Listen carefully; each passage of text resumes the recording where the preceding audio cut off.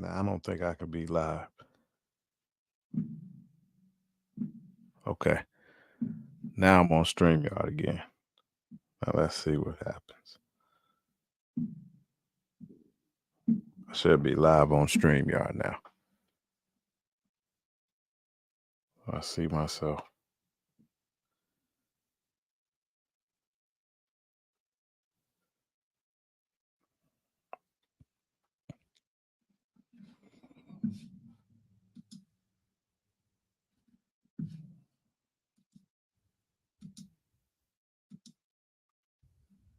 StreamYard is just easier to use, man. More features.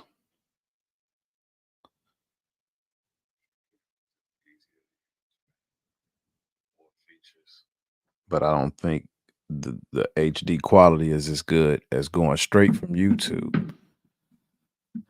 So, guys, I just been playing around tonight. I'm gonna delete a lot of these uploads. Yeah. Let me get rid of the border on this, the banner, whatever. Go full screen mode. Yeah, StreamYard is just got all the features. StreamYard got way more features. And I think it's just more user friendly. So I've been playing around with this stuff. And StreamYard just has. So I'm gonna uncrop. StreamYard just has a more easier and friendlier user face. Now I pay for the high definition. So if you're streaming with a group of guys, I think this is coming through pretty good. Be honest with you. If anybody's there to watch my stream earlier, I see one person, but if you want to comment, StreamYard by far is easiest to use because if I'm if I'm using StreamYard, I can put people's comments up. It's easier for me to put up banners. I can do easier, and it's all at the touch of a hand. Like it's right there. Everything is in front of you. It's super easy to use. Now there's lag time. There's a little lag time. I I think I'm looking pretty clear though when I'm by myself here, but you have to pay a premium for that. If you don't pay the premium for StreamYard, you're not gonna get the 1080p. I think you're supposed to get 1080p. Whoever here, if you were here earlier and you were watching me live on YouTube, how much of a quality loss is there, or if any? Am I still looking really clear here? Let me know, man. I'm really interested in this because it's good to have options. I think your vision said maybe when you do live unboxings, just go straight from YouTube. And don't worry about putting the stuff up, but then you can't do banners like that at the bottom, real easy. Um, you know, the ability to have music in the background. So if I want to mellow this thing out, y'all know how we do, you know, like to mellow that thing out. Having the ability to do all of this is pretty cool. And if I want, I can crop it and have a background, right? And then if I want, I can upload my own musical tracks because I'm gonna be doing that pretty soon. And if I want to do something funny, I can Sexy, easy as 1, 2, 3. Just let your soul go! and it's at the touch of a hand. I mean, it's just right there. Everything. StreamYard is very easy to use. So that makes this a doozy because, like I said, I was watching BSC tonight, Batman statue collector, and he came back on the regular YouTube live, and it was so much crispier. So I think when I look at StreamYard, I see a crispy video. When I look at it, but it's a premium you got to pay to get that high definition. I know there's a few people watching. If you want to comment, if you were here earlier when I was testing it out, just going live on YouTube, you can't pull up the comments. What's up, Nerf Me? Now, see, like the ability to be able to do this and put Nerf Me name up there is pretty neat. And when you have a lot of people in the chat, you want to highlight their replies so you can read it on the screen and make sure everybody else sees it. If you go live directly from YouTube, you don't have that ability. And I don't understand that, because YouTube been around since like 2006. Why their streaming service directly from YouTube does not allow you to put comments up, on the board. You should be able to do that. With StreamYard, you can do all of that. It's pretty seamless, to be honest with you. But the quality on the quality of the video, the high definition. What's going on, Knight? So I'm just testing something out. Theory. I don't know if you was watching Batman statue collector earlier. And he went off and then came back on, and it was he went straight from YouTube, and I noticed that the quality increase was ridiculous. It was like he switched cameras, but he didn't. He just went from StreamYard to regular YouTube streaming, and it was just so much more clear. Now, I tested it out earlier, and people were telling me I was extremely clear. Then I tried this OBS streaming service. I don't really like the dashboard on that one. Now, I love the way StreamYard. Now I see why StreamYard, I see why they the king. But if you want the highest definition, you have to pay a premium. I think it's like $40, $50 a month. And now you can pay that a premium and then have like 10 people on your account where they can get that same high def. Maybe that's something that I might have to talk to people on my panel. So when they come on and they're streaming with me, everybody is in high definition. Like my man Dante, y'all know Dante. He comes in grayscale, and it kind of make him and his audio is not that good. Oh yeah, I could do that too. If you got an Apple product, I can do all these things with StreamYard.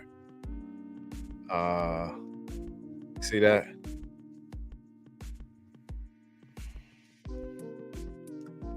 That's pretty cool to be able to do all of this. You know what I'm saying? I don't know. Do they got a Wakanda Forever one? Thumbs up. It's pretty dang on cool. I think it's some balloons you can do too. Let me see. Fireworks.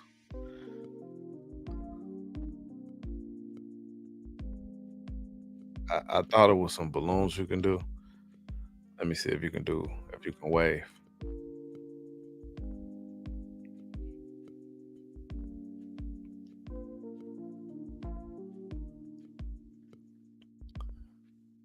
Thumbs up. So with StreamYard, with an Apple iMac product, you could do a lot of things, and it's just seamless. But how is my quality while I'm by myself compared to when I went live? I don't know if anybody is here now that was there, but I like the ability to have this. I always had this ability. Ladies and gentlemen, it is I, PhAtAL, the Collector. The authority of statue collecting. I'm not the authority. I'm looking crispy. Crispy. Nerf me. See, so then maybe it's everybody got to pay for StreamYard. So I've seen some grainy videos, but I'm willing to pay a premium for everybody who's in my chat, because there's a package where I can have like 10 people and they're all on that same level, I think. But will they split the cost? Will they split the cost with me? I doubt it. You know what I'm saying? So it'll be an expense. But now that I done got to 1,000 subs, you know, the channel was moving in a pretty cool direction. What's up, Late Night Trip? Hey man, I expect you always to be here late night. What's up with you? I'm just on here testing some things out. So I was watching the stream earlier. Stream came down. Batman Statue Collector came back on. And when he came through YouTube, it was extremely crispy. And everybody saw the difference. And they were like, wow, bro, like your video is so crispy. So I was like, dang, that, you know, that mishap turned into a discovery where now we can learn about is YouTube, the streaming there is better than, is it better than StreamYard? Now I'm paying for a premium service with StreamYard, but then I heard OBS is free and they give you full HD. But I tried it out already. I downloaded the app to my Mac and I wasn't really feeling it. It was a little convoluted, and there's another thing you have to download, another to put, you know, chats up like this. And I want to have the ability to highlight chats. So now I see why StreamYard is so popular, because it's so easy to use. And I'm being told that I'm crispy. So I don't know. Maybe it's a connection thing, or you gotta pay the premium in order to get the high def, which to me, two things are important when I'm watching a YouTube video. A crispy video, especially on unboxings, and then good sound. Am I coming in good on the sound? You know, if I'm coming in good on the sound and I'm coming in good on the crispiness of my video, then I'm happy. Alexa, turn back cape to purple. Let me change that color. Turn on these spawn. It's real quick, man. Yeah, I have training tomorrow, so I didn't have to go into work tonight. And I'm just testing some stuff out, ladies and gentlemen. You see, I got some merch. I got my PhAtAL hat. So I'm just testing some stuff up. So I appreciate that, Nerf me. Y'all know I'm doing a giveaway. So on probably the next Cool Nerds Lounge show, dude, I can tell you, this is I see why StreamYard is the king. I really do. StreamYard is the king. I'm gonna share with y'all some pictures now that I took with my camera, the one that I'm actually on now. And I think they came out pretty crispy here. They came out pretty crispy, some of them. That's behind me. I think that came out pretty good. And it conveys on screen, right? So this is 24 megapixel. I think that's fine for taking pictures that you're posting. The only time you need like 60 something megapixels is if you're doing wedding photos, and you want to blow up stuff like in a poster size. Yeah, I took these pictures, man. I posted them and said Spawn is accustomed to being around clowns. So I'm hoping they do a what is his name? Is it Annihilator? What is it? Violator, I think. I think that's it. I'm tripping right now. Yeah. The spawn bus is dope, man. Definitely happy to have that. definitely happy to have my spawn bust. But I'm doing a giveaway soon, and it's gonna be a fifth scale, I believe it is, fifth scale statue. Um, I think it's a dope piece, especially for free. It's gonna be free shipping to Canada and continental US. And if it's overseas, we'll go half on the shipping or something.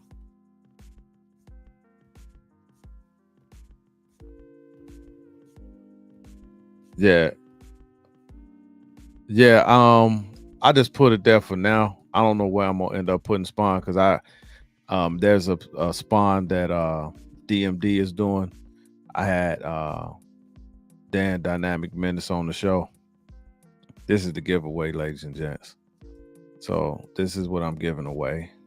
I'm excited about that. For all the support that everybody has given me over the years. So I'll be giving this away on the next Cool Nerds Lounge show. I believe I'm doing it. But just playing around a little bit tonight. I'll stay on here for a few more minutes or so. But yeah, I'm giving that away. Yeah, y'all say I'm coming in crispy.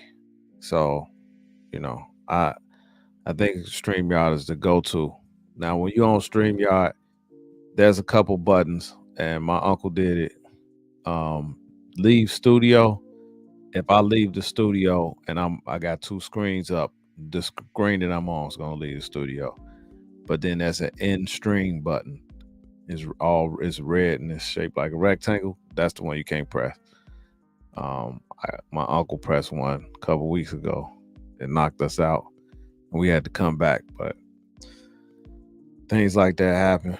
You learn from them. But I learned a lesson on this crispy HD. Is important when you're streaming or when you even upload a video, is to give your viewers 1080p quality, because I think, I want to do 4K quality as if you can, and then real good sound. So a lot of the videos I do, I'm not real heavy on lapel mics. So if I shoot a video, I'm probably going to do a voice over after I shoot the video. I think it's just simpler. It doesn't sound echoey. It's more personable to me. You can hear my voice as it sounds now for the most part when I do those types of videos. When you see me do previews, I normally don't come on the camera, and you'll hear me say, "What's up, collectors? This is your man PhAtAL coming to you with another video. And in this video, we do a preview and comparison of the Queen Studios Catwoman on bike and the J&D Catwoman third scale." That's how I would do it, and that's my voice would convey better. That's how I like doing my videos. If you ever watch one of my 6-minute, 7-minute videos, and then when I do my countdowns and stuff like that, I like to sit here and pre-record it.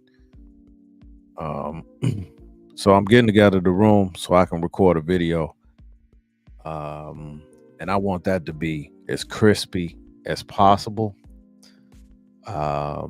So when I do my room tour, there may be some empty spaces and things of that nature. I'm not 100% sure. I'm thinking about doing a 24-hour unboxing. So that'll be fun.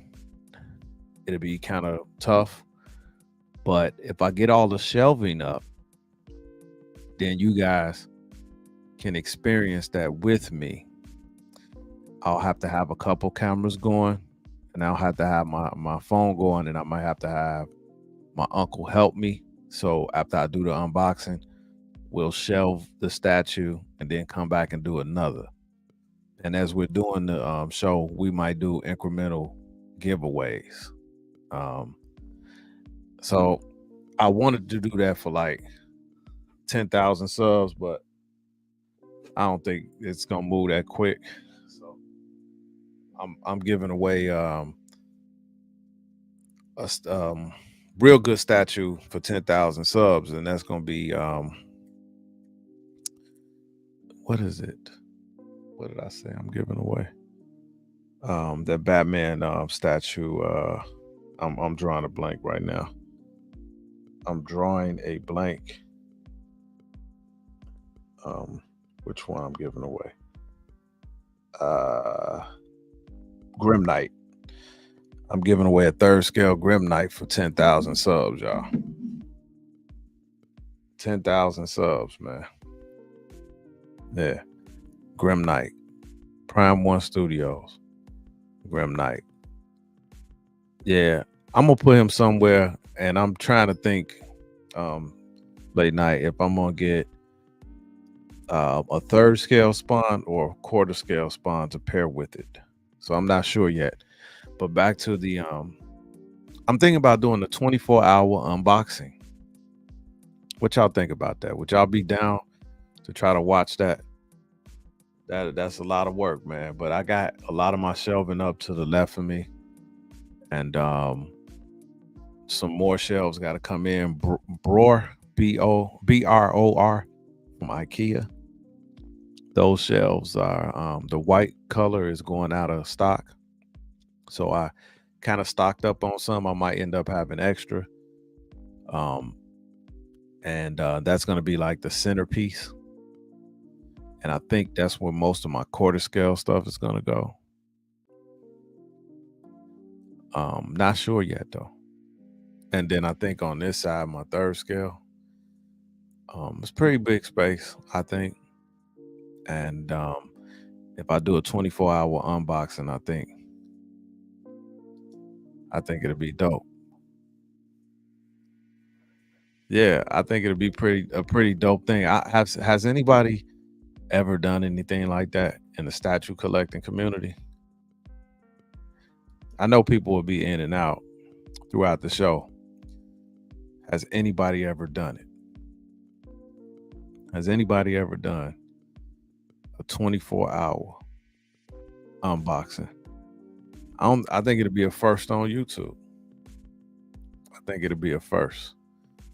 It's a lot of work, and if you're tired, you want to be careful, because you don't want to drop polystone because it's over with. I don't know if you guys were here the other night. I unboxed this bad boy. Let me stop sharing my screen, but that's the giveaway. I unboxed this.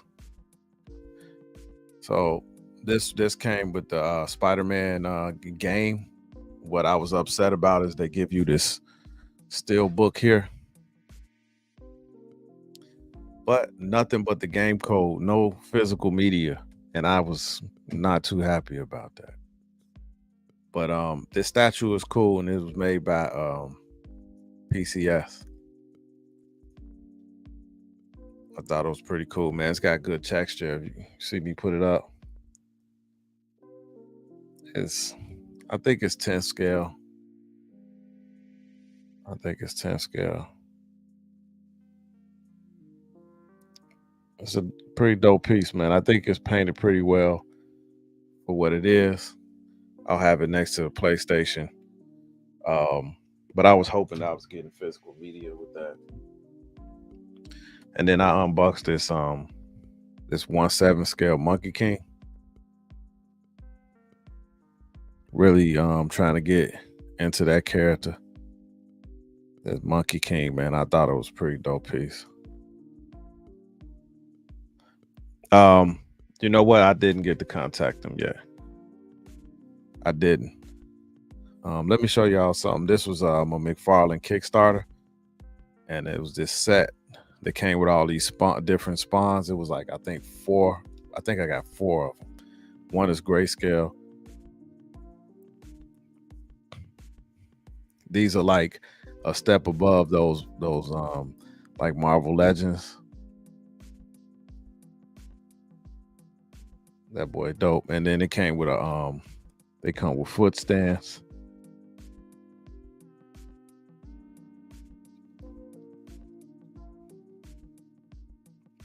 So they come with the foot stand.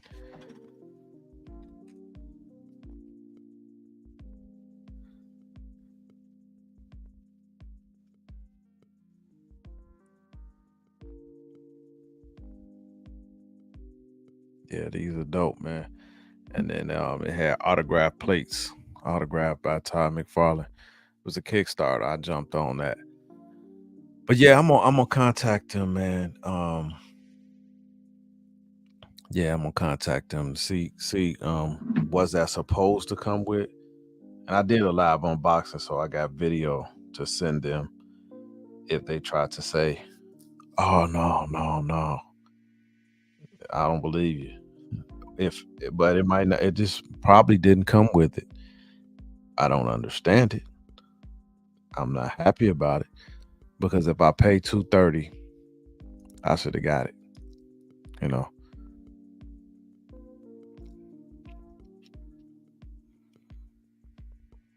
And that's weird. Don't you think that's kind of crazy, man? I think it's crazy.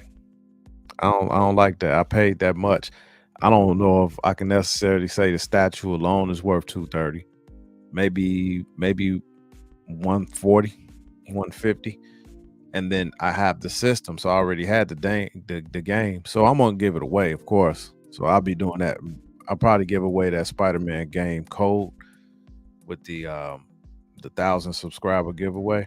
So it's gonna be a huge show for the 1,000 subscriber giveaway. We're gonna give away a $50 Sideshow gift card. We probably give away a $25 Sideshow gift card.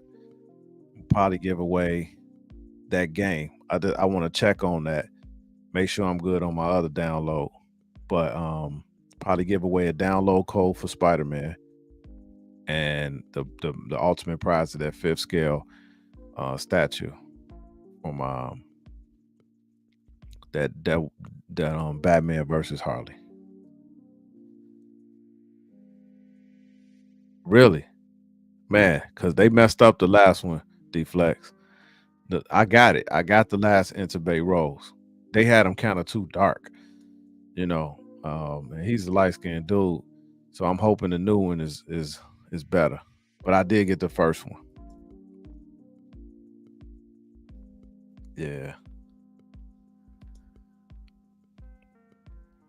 Okay. Well, that's good to know. So I'm probably just I'm still not, I don't think that's cool, but I'm gonna give it away. So I think that'll be a good giveaway. If somebody don't have the game. If you have the game and you end up winning it. So I don't know, maybe I'll let the first winner will be $25. Should I do the big prize first or the big prize last? And then like if I mean, okay, you can pick between the Sideshow gift card and the game download code, and then move forward after that.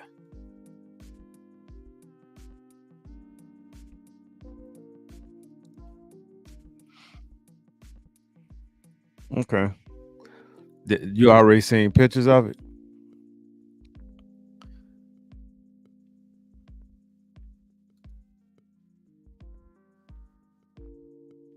Yeah. Let me see if I can find it. Let me see if I can find a new one.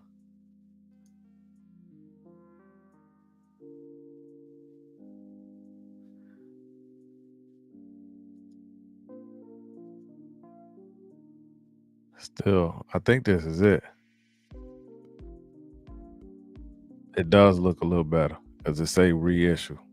And that I can't remember ever seeing them do a reissue too. Yeah, I'm about to pull it up now.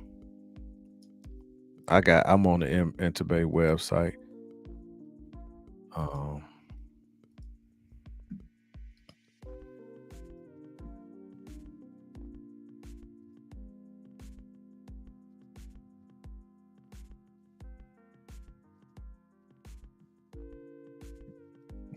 Yeah. Still look a little dark. But it does look a little bit more accurate than the last one. It definitely looked more like him. Oh man. Okay, they got this a different hair sculpt too. This looks more like him. I still think his skin is a little bit darker. I mean, I'm a tan, I guess, but he ain't as light skinned as me, but Derrick Rose is kind of light skinned. This definitely look more like him than the first one. Yeah, man. I'm a big Derrick Rose fan, though. I love that guy. And I'm glad that he was able to continue his career after all the injuries.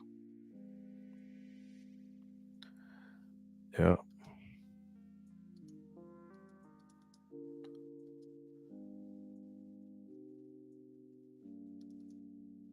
Really good dude, too, man. And he moving so much silence, man. Derrick didn't pay for funerals. He don't ask for no fanfare about it. He done. Man, I know stories of Derrick Rose in Chicago, man. He'll be at the gas station. Somebody will walk up to him and he'll just start talking to him.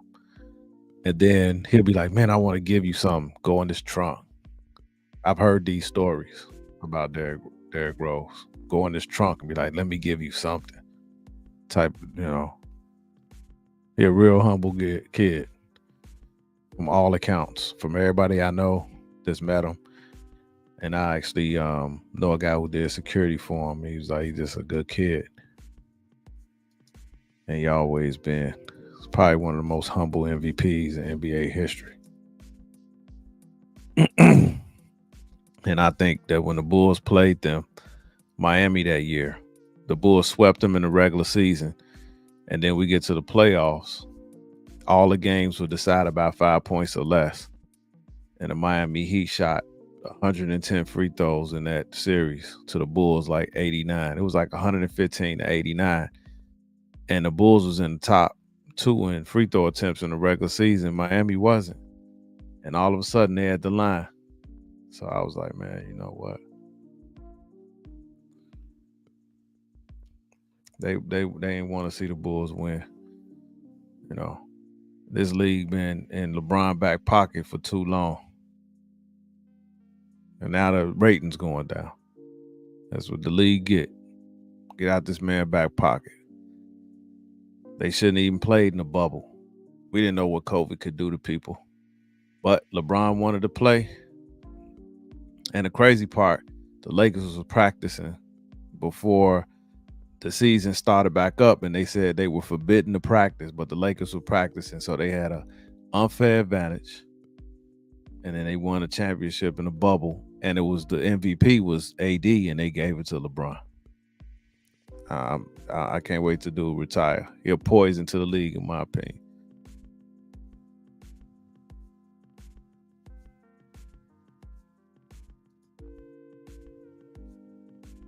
Yep.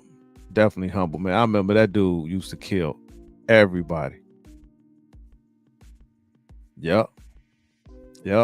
They was doubling him. Absolutely. Yep. But the league, they helped. They helped Miami, man. But it is what it is. I mean, it's history. It's over with. When they talk about LeBron's championships, I say the first one he won, okay, he was on the super team. They beat Oklahoma. The second one he won, thank Ray. And the fact that Popovich had Duncan on the bench, who would have definitely got that rebound over Bosh. Ray misses that shot, game over. The third one that he won, ref suspend Draymond. Now we know daggone well they was up 3-1. If Draymond don't get suspended, and then Bogut gets hurt the game that Draymond is suspended because he was logging too many minutes because Draymond was suspended, it threw off the mojo. If you don't play sports, you don't know sports, and you don't know about momentum. And that momentum was killed when they suspended Draymond for doing what any man would do if somebody tried to step over your head. You're going to swing up. That's this natural reaction. He shouldn't have been suspended. That was soft. That was soft. So that suspension, that's his third championship. And the fourth one, the bubble, should have never happened. And AD was the MVP. He's played with 7 first ballot. No, I'm sorry. He's played with 7 top 75 players, and 2 was snubbed because everybody and their mama know Dwight Howard is a top 75 player that got snubbed. And if Dame Lillard is top 75, Kyrie Irving should be on there. So he got snubbed too. So potentially LeBron played with 9 top 75 players. And I think 11 first ballot Hall of Famers. Come on, man. That dude had more help than any superstar in NBA history. In NBA history. He played with Shaq, Hall of Famer. Ray Allen, Hall of Famer. Bosh is going to go to the Hall of Fame. Dwayne Wade, first ballot Hall of Famer. Top 75. Oh, Ray, top 75. Kyrie Irving is going to be a Hall of Famer. Kevin Love might get in the Hall of Fame. Based off what he did in Minnesota. Carmelo Anthony, Hall of Fame, top 75. AD, top 75, first ballot Hall of Fame. That's 8 right there. Who else? Who else? How much help you need? You know what I'm saying? Like, I ain't never seen nothing like it. And they got the nerve to talk about some GOAT. Ben Wallace. Man, I forgot about him. Top Hall of Famer. Played with him too. So I don't even want to hear that chatter about this dude being better than Mike, man. Mike helped Scottie Pippen become who he was. He helped him become who he was. Kyrie for sure. Yeah. They didn't want to put, out of respect. But they didn't want to put him in there because of all the controversy surrounding him. Him and Kanye, they like Siamese twins or something, man. They say stuff, but a lot of the stuff that they say, a lot of people be thinking it. I don't know, man. But Kyrie, he had to guard Steph in that series. Plus, he hit the game-winning shot. He was the MVP of that series. Plus, if Draymond don't get suspended, that series is over. Yeah, Ben Wallace did play with him for a minute, I think, in Cleveland.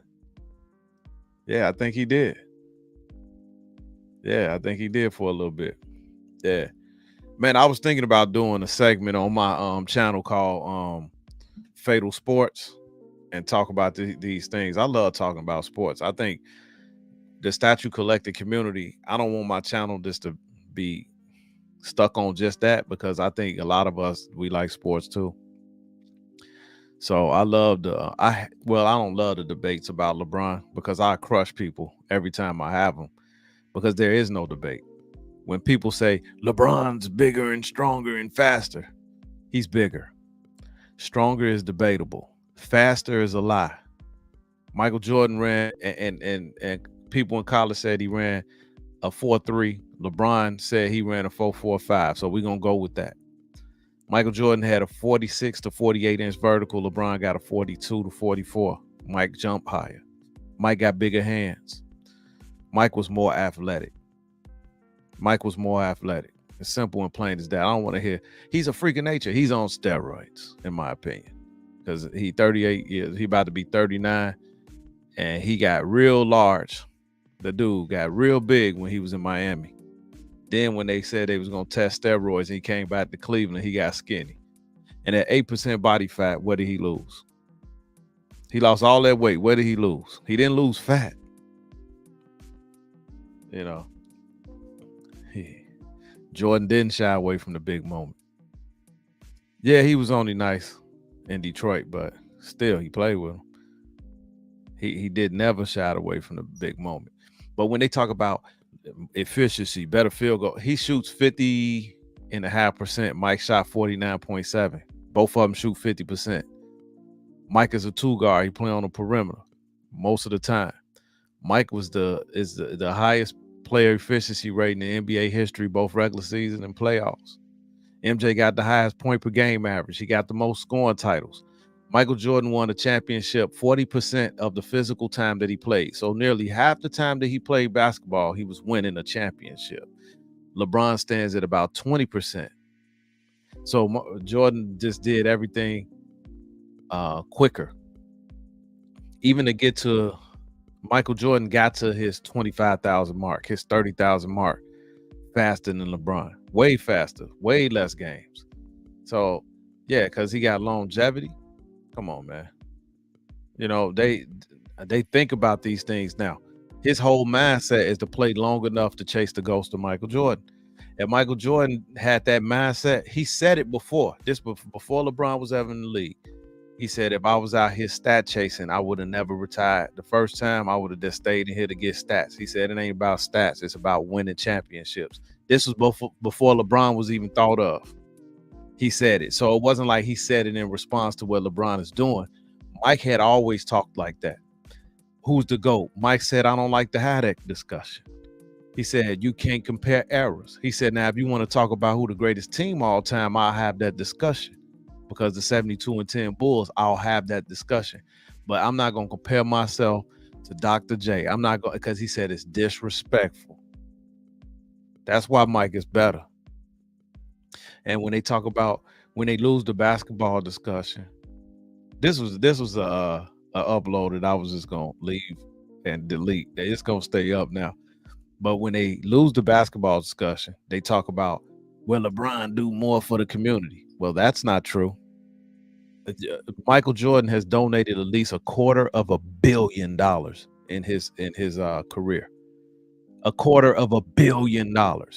He has been sending kids to college since he was married to Juanita, and they still got the Michael Jordan and Juanita Jordan Wings Foundation that's been sending kids to college for over 2 decades. He built 2 hospitals in impoverished neighborhoods in North Carolina. But the difference is he doesn't bring a camera crew when he does something. The word, if you read scripture, I'm a Christian, says do not be boastful in charity, for you're not supposed to let your left hand know what your right hand is doing. We're not supposed to be boastful when we give charity. That's like me giving a homeless man $20 and putting it on Instagram. Yeah, he did. So when they lose the discussion about basketball, because I'll tell you, Mike had a better back to the basket game. He had better footwork. He was a better ball handler. He was more athletic. He jumped high. He ran faster. He was a better pure shooter. When they talk about LeBron, a better 3-point shooter, no, he just shoots more. LeBron wasn't even a better passer than Mike, because when they put Mike in the point guard position, he was averaging 11 assists a game. LeBron has never averaged a triple-double. They say he can if he wants to. No, he wants to. He can't. Michael Jordan pretty much had a year where he was 32, 8-8, 3 steals, 53% shooting when they had him at point guard. I don't want to hear it. Mike was a better passer. When you watch the game, Mike could pass the ball better than LeBron. And LeBron, the all-time leader in turnovers by far. Nobody talks about that. Oh, well, it's because he's been around so long. But then you don't have that same discussion when you're talking about points. Boy, good for the goose, good for the gander. He got the most all-time turnovers, and he's going to lead that stat forever. Nobody getting 5,000 turnovers, man.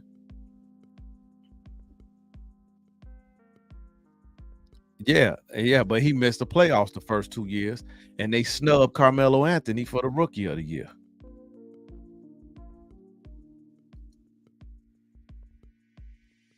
Yeah, 40% in the finals. And he went with nothing but Hall of Fame teams. He went with super teams every time. The only super team he didn't get to go to the championship with was the year he played the Spurs, and the East was historically weak. He went up against a good team in the West, because the West was the powerhouse. When nobody win the championships out East at that time. And he got swept by the Spurs. Couldn't even get one game. And then you go with a super team when you make it to your second finals and you get beat by Dirk Nowitzki and a bunch of role players and got outplayed by Jason Terry, who told you he was going to outplay you. Jason Terry said, they keep putting LeBron on me. He can't guard me for a series. There's no way that a 6'2" guard that weighs 175 pounds, and they lie about LeBron's size. He ain't never been no 275 because Karl Malone was 265 and he ain't bigger than Karl Malone. So they give you this fantasy like he's bigger than he really is. He takes his shirt off. He looks a little bigger than a normal basketball player, not much bigger than Jimmy Butler. But anyway, moving forward, he gets outplayed by Jason Terry, outscored by Jason Terry. Outscored by Jason Terry in a playoff series. He averaged, I think LeBron averaged 17 points in that series. Dwayne Wade put up 27 a game. He did everything he could to try to bring home the chip. LeBron choked. Jordan don't got no chokes on him. People's like, well, he got beat by the Celtics twice. That's because Larry Bird them had 5 Hall of Famers, and it was Mike and a bunch of dudes that was on cocaine. Come on, man. Let's be real. And Michael Jordan he was putting up 60 on them Mogs. Mogs is a Chicago lingo. He was putting up 60. He was torching them. He didn't have any help at all. As soon as Scottie Pippen developed under Michael Jordan's leadership and became an all-star, he never lost a championship again. As soon as Scottie Pippen became an all-star under the tutelage of Michael Jordan's leadership, because Scottie Pippen came in the league raw, he was long, lengthy, right? He was averaging 7 points a game. Actually, at first, Horace Grant was playing better than Scottie, but he had to guard Mike every practice. That's grueling. That's what made him the defender that he was. But when they went to their first championship, there's this narrative out there as if Scottie Pippen, the Bulls wouldn't have won if they didn't put him on Magic and he slowed down Magic. You better go back and look at the game tape. In that series, Magic's averages stayed the same from game 1 all the way to game 5. They called it a leg sweep. That game, Michael Jordan missed the game winner. It rattled out. Had they hit that shot, they would have swept them. But everybody talk about Scottie Pippen's defense on Magic. Magic put up the same numbers throughout the whole series. Did you know that Michael Jordan averaged over 30, over 11 assists, and over 8 rebounds in that series? Did you know that Mike almost averaged a triple-double in his first NBA Finals, shooting over 50%? People don't remember that. Scottie gave him 7. Scottie gave him 15. That's it. Mike gave you 31, 11, and 8 on 53% shooting. Come on, man. In his first championship, he did not disappoint. Michael Jordan has the highest player efficiency rating in NBA history overall. And in the playoffs, it goes up. He has the highest point per game average in NBA history. And this is at a time when they was only scoring 95 to 102 a game. And he was putting up 30, 31. And Mike never came back to the Wizards with that torn knee ligament because his knee used to swell up like a softball. He had a 31 point per game average prior to him coming back to the Wizards. He didn't need to do that. But he did it out of pride, you know what I'm saying? And on a bad leg, he still almost led his team to the playoffs. But in the playoffs, his point per game goes up for a game, 35, I think, almost. And that's the highest. He should have 8 chips. And people say he quit. What would you do if your father, who wanted you to be a baseball player, dies tragically? That's not gonna mess that. LeBron couldn't even function because of what went on between his teammate and his mom's, or the rumor about it. He crumbled. Michael Jordan went to play the sport that his father wanted him to play in honor of his father. Then they want to make up this. he got suspended stuff. No, man. His father was murdered. He went to play the sport that his father wanted him to play. Okay. And then he went and had some successes with that. After not playing baseball for over 15, damn near 20 years, and went and had some successes. The average person in the NBA can't just go play baseball, man. You swinging at a baseball coming at you to 90 to 100 miles an hour. And he had some successes. Then he came back. And when he came back, he was kind of rusty, but he still played great. And he got put out by Orlando. And what did he do? All summer long, he thought about Orlando. And when he came back, he swept. He and the Bulls swept a 61 win Orlando Magic team. They was either 61 or 6. They won over 60 games. They had Penny Hardaway at the top of his game. Shaquille O'Neal when he was an athlete, because Shaquille O'Neal arguably was better in Orlando because he was running the floor like a damn Clydesdale. And then you had spot up shooters all over the place that was 6'8". This notion that Mike played little guys, man. Dennis Scott them wasn't little. Nick Anderson not little. Them dudes was bona fide shooters. In this league today, Dennis Scott had these dudes will have the green light to shoot 10 threes a game. The game is all wide open. They don't stick any defense. You can't hand check on the perimeter. If Steph Curry is Dale Curry, that's his dad. Where you think he got the jumper from? Come on, man.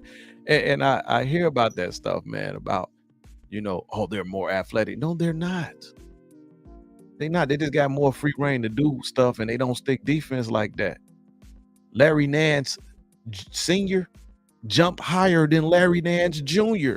And Larry Nance Jr. is one of the highest jumpers in the league when he was in his prime, winning in the dunk contest. His daddy can jump higher. This notion that we've evolved as humans. No, technology and supplements have evolved. Players and surgery technology for knee injuries have evolved. They got microscopic knee surgery now where they used to mutilate your knee and cut it wide open and your recovery time wasn't as good. It's just the technology. That's it. It ain't human bodies. Man, because if that was the case, why is this league don't have as many big dominant centers like they did in that era? Think about that. Mike was in the era where centers was averaging 3 to 4.5 blocks a game. Now the high point for a center is like 2.6, and that's considered great. You had 10 centers that was giving you almost 3 blocks. Defense on the interior was better. And to say Mike didn't have a 3-point shot, that's not true.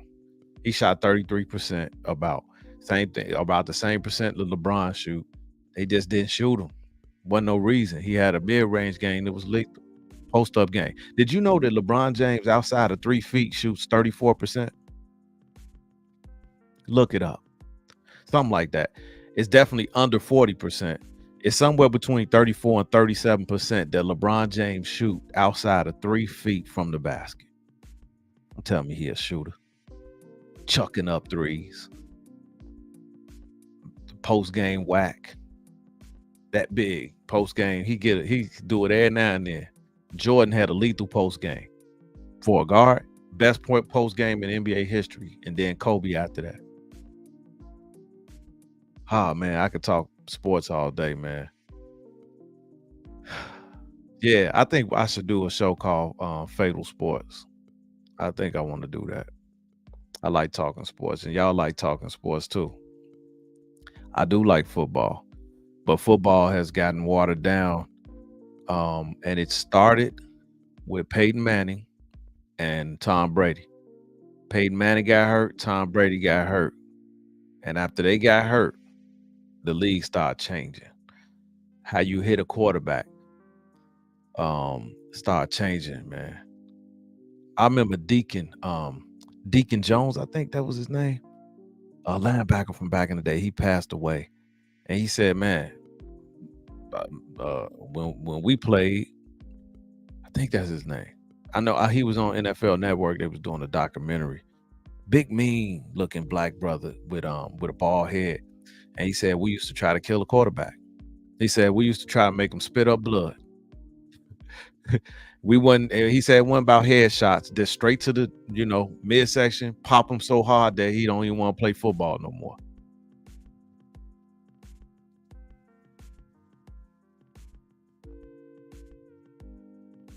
No, I mean, I'm telling the truth about LeBron. He shoot between 34 and 37% outside of 3 feet. These are facts. That ain't slander. That's real talk. He's 40% in the finals. He a 70% free throw shooter. I mean, these real things, man. But I don't got him in number 2.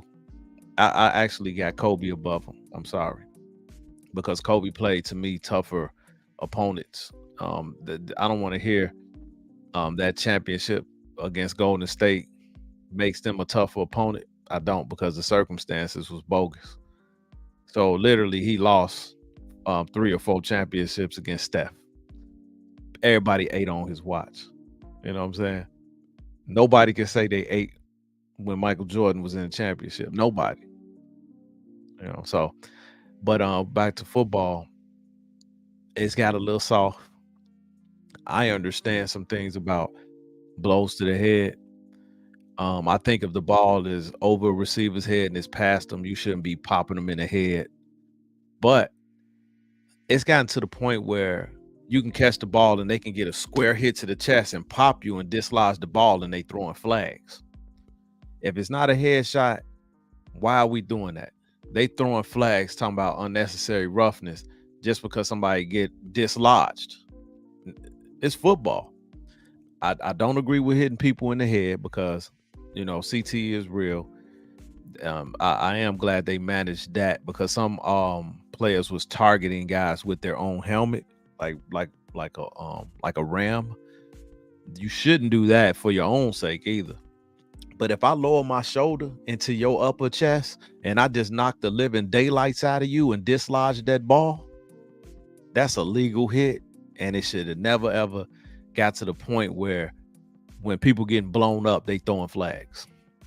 That makes for you almost to the point where you feel like it's going to be flag football. And I remember one player said, I'd rather get hit a little high than low, because if you hit me in my knees as a running back, you likely to, tear something. So they start hitting low. That wasn't working. It's in a mass, And speaking of running backs, the way the league is set up now, running backs are pretty much irrelevant. They're irrelevant.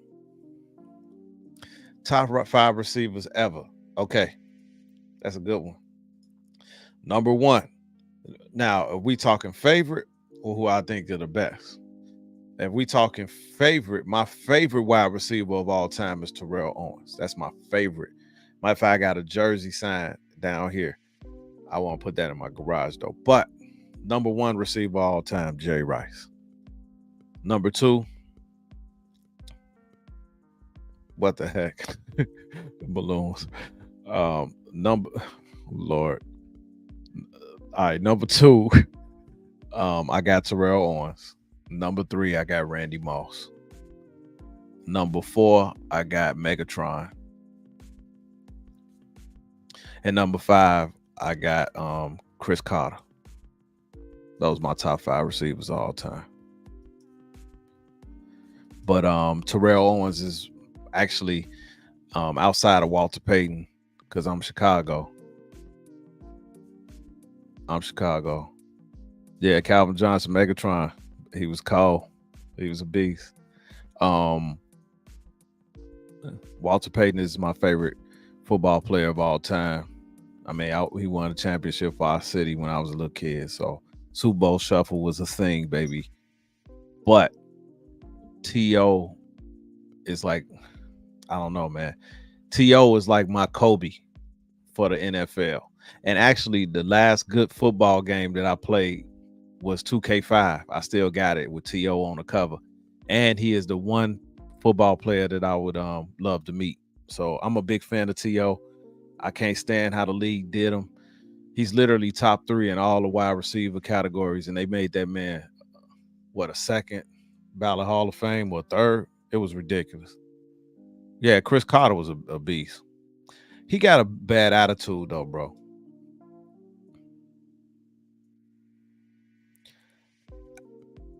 Okay, I test skill. Who do I like? You talking about wide receiver again? Who do I like? I test.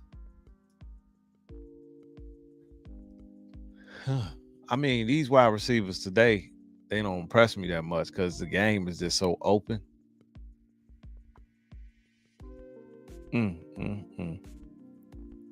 The game is just so open and easy now. Oh yeah. Chris Carter definitely helped Moss. And look, think about that. Jay Rice helped T.O. But there was a question that was asked of Jerry Rice, and I was like, I really was pleased with his answer because he answered it. They asked him who was the best wide receiver between Moss and T.O. And he said, Randy Moss was born to be the best wide receiver that ever lived, but he didn't have the work ethic to match his talent. He said T.O. was just raw. He had the physicality, but he said nobody practices harder or studies harder than T.O. He said, so if I had to pick one of them, it would be T.O. because he was a student of the game and he knew the playbook just as well as any quarterback that's ever played this game. He was on ESPN 1000 and he said he's not scared to take it over the middle. He's going to take the intermediate stuff. He said, now Moss got better hands and speed and he'll take the top off. But T.O. is a better route runner and a better student of the game. He understands the game better. So, and he's big and physical. He said once he got the ball, and he's a running back at this point. Well, I ain't watched Tim Brown like that. You know, you talking about, I ain't watch him like that. You know, I wasn't, Tim Brown was with the Raiders, wasn't he? Yeah, I didn't watch him like that. When I was a kid, I was watching, I always played, Tecmo Bowl, then Madden came out, and the two teams I played with was San Francisco, of course, the Bears, because I love the West Coast offense. Oh yeah, but he made them Hall of Fame quarterbacks too. Reggie Wayne was a beast. Yeah. Reggie Wayne was a beast. And every good wide receiver had some decent quarterbacks though, because you gotta throw a dude open, you know.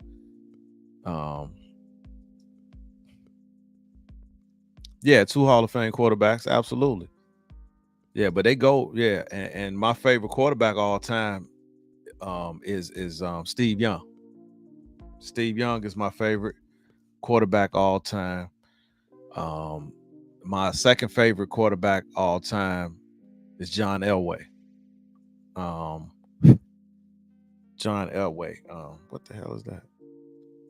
You're about to die, you little gnat. Steve Young was my favorite.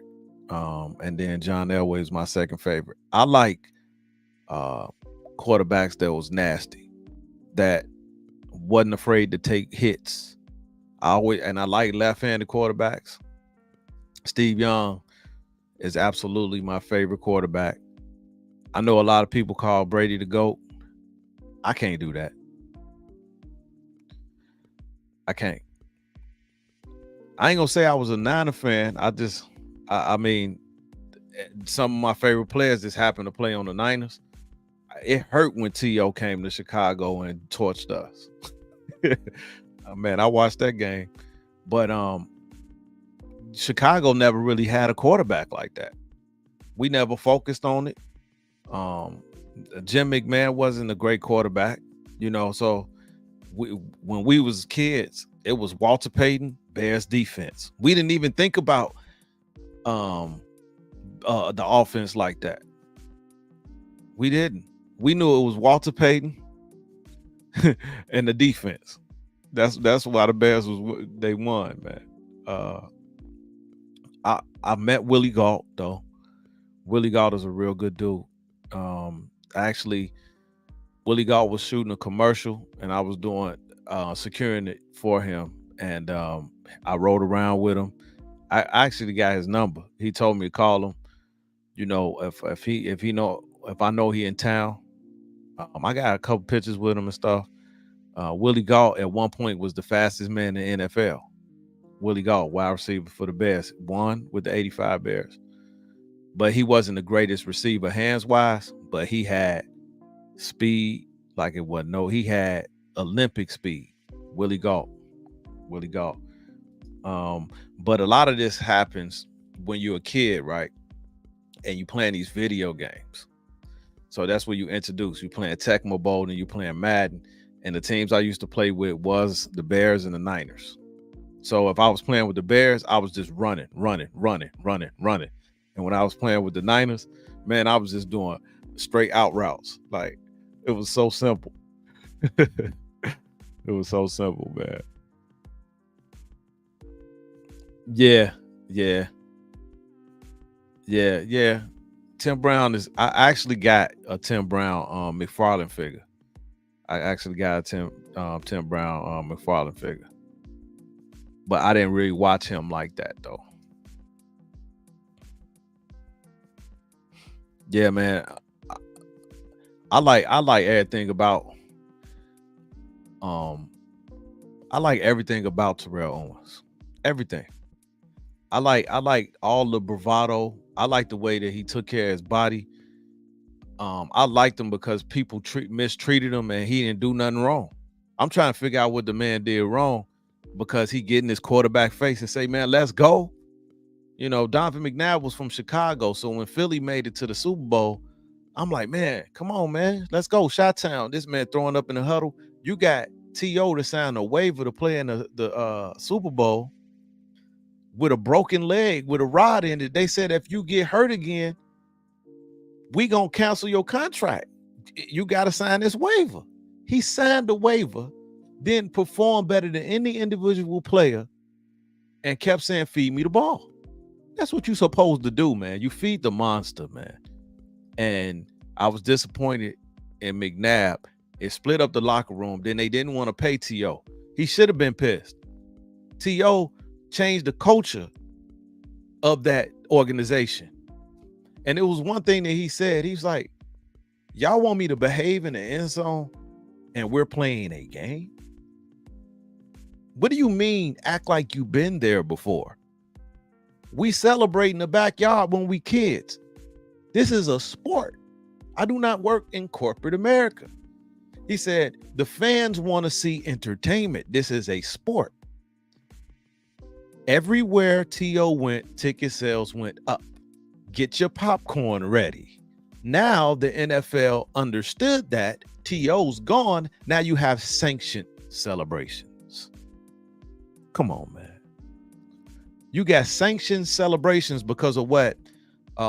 What's my man that was in New Orleans that pulled the pin out his sock, and then you had T.O. and then you had Ocho.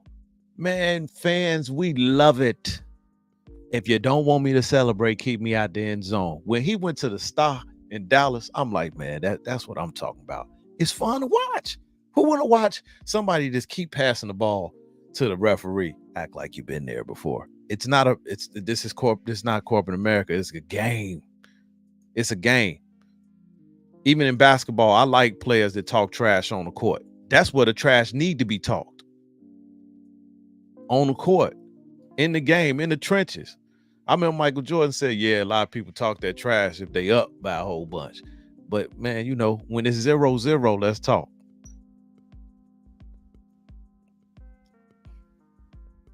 Yeah. Yep. Now it's part of the game to celebrate. I remember one time T.O. said Tom Brady considered one of the best quarterbacks, right? He gets in his teammates' face all the time and they call it leadership. But when I do it, you call it the team obliterator. But I'm a Hall of Fame quarterback, wide receiver. I'm in the top 5 of my position, just like he in the top 5 of his position. So why can he do it, but I can't? What's good for the goose is good for the gander. And that's why I like T.O., man. That's why I like T.O. Man, dude, did you see him lately? This dude is almost 50 years old, and I think he can come in the NFL at least get 5 catches a game. And they blackballed him. And he should have played 2 or 3 more years, and he would have surpassed Moss. He would have been solidified number 2 in most of the categories. But they did what they did, man. You know, he took care of himself. You got a dude that says that he has one cocktail, basically 1 or 2 cocktails a year. He never been in trouble with the law. He wrote children's books. He said that his idea of a snack was a handful of M&Ms or a 25-cent bag of chips. Take care of his body. Don't drink a lot. Don't get in trouble off the field. And he's the bad guy? Don't, cause he talk? Man, what are we doing? What are we doing? Exactly. Still running the 4-5. Still running the 4-5, man. So sports, man, it is what it is. I don't like players. Now, as far as like sportsmanship go, when you lose, that's the time to shake hands. But when you're on in the trenches, the trash talk to me, because I know how I grew up. My best friends, we used to talk crazy to each other on the basketball court. Crazy. I don't even cuss, so you ain't gonna hear me saying what we used to say. But we used to say the most disrespectful things to each other on the basketball court. And it was all love, because we are in the trenches. And then we get done playing, we drinking water out of the water hose, we chopping it up, we sitting down in the grass or on or a bench somewhere, and we just laughing. But while we're playing, we at each other throat. That's what you did. And if we could do that as friends, these NBA players shouldn't be that soft. You know, and when you lose, you shake hands. Players who walk off the court after a loss are cowards to me. That's when the professionalism comes in. And I can tell you a player right now that love walking off the court, but we ain't gonna talk about him no more. Michael Jordan used to lose, and he always shook hands. Consummate professional. But while he on that court, he talk trash. That's what you're supposed to do in the lines of the game. Well, Isaiah is one of them, but one is a current player.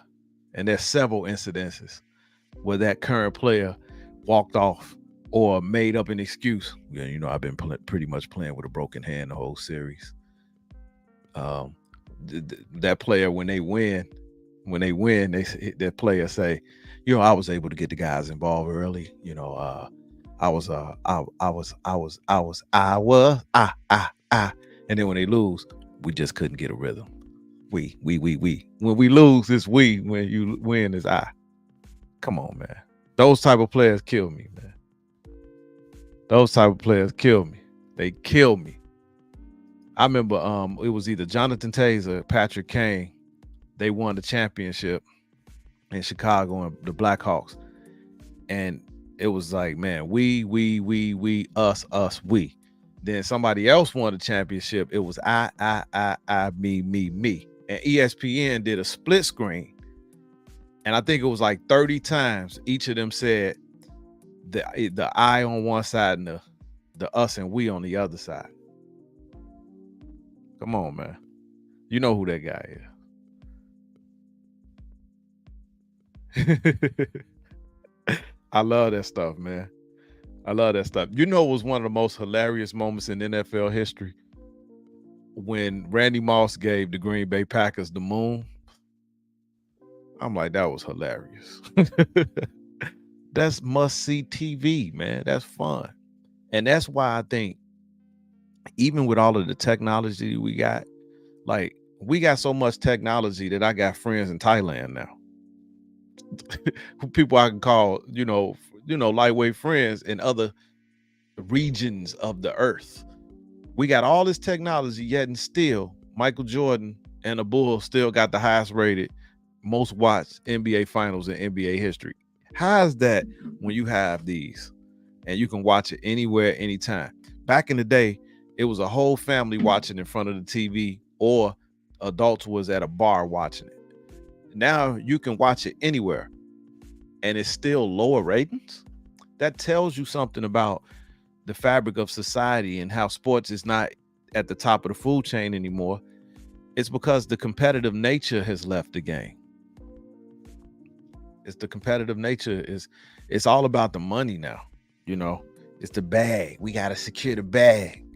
Michael Jordan always said, players get paid too quick. They need to earn it.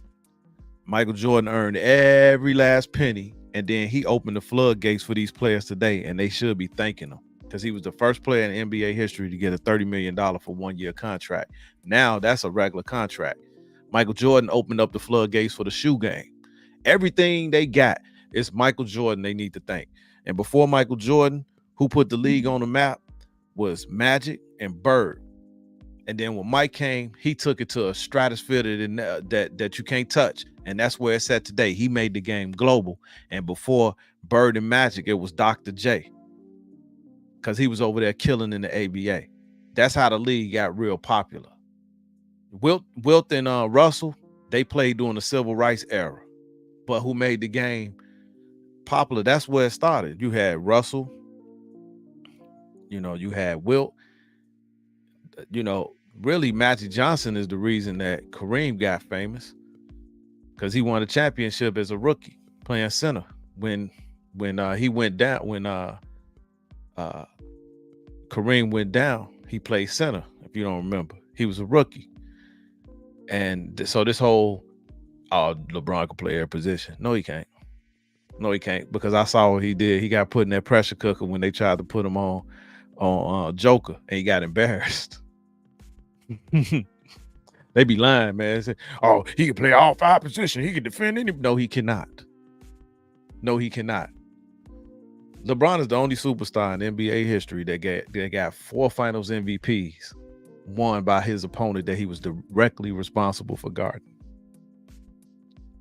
Think about that. Not only 6 Finals losses, in 4 of them, the guy that you were responsible for guarding won the Finals MVP.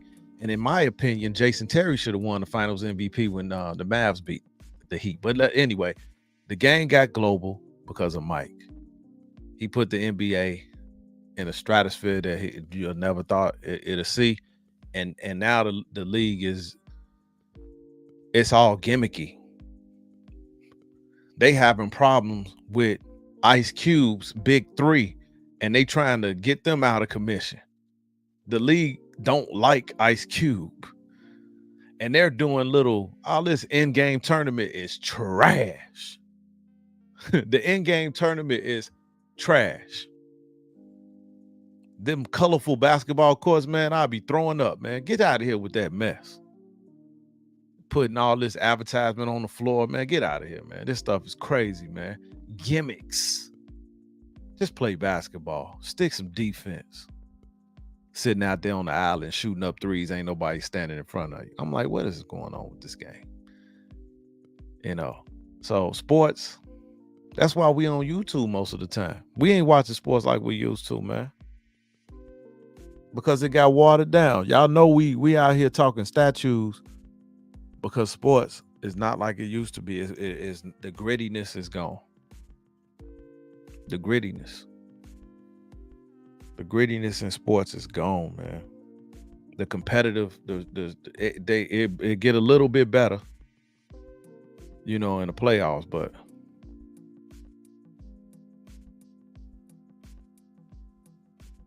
yeah, that's what they make it from the end game. From that, that's silly. I've seen some highlights, but it looks like child's play, man. Like, come on, man. Amen to that. Yeah, dude, it's crazy, dude. I don't know what we watching, man. I don't know what we watching, and I just can't wait for LeBron to retire, man. because he's so self-centered, man. It's all about him. Gotta go, man. Because it's always, if the league stopped talking about him, he want to come up with something for him. The Jokers didn't even get to celebrate their championship because it was all about, yeah, they talking about us, we coming back. It was all about the Lakers after Jokers and them boys won the championship. And that's so crazy to me. I'm like, why are we not talking about the people who won? We talk about the people who lost. Well, what can we do to get the Lakers back on top next year? Who can we get to join LeBron in the... Oh man, this is exhausting with Lee ESPN. Favorite young NBA players. Lord. That's hard, man. That's hard. Oh my God. Is Giannis considered young? Do we consider him young, man? Man. Is Giannis young? Because I like Giannis. He kind of got a little bit of a throwback in him. I like the fact that he didn't leave his team when everybody was talking about leave.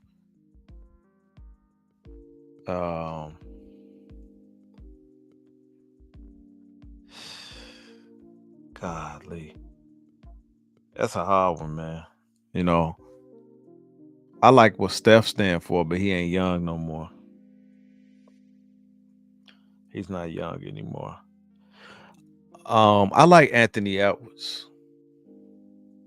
I like Anthony Edwards.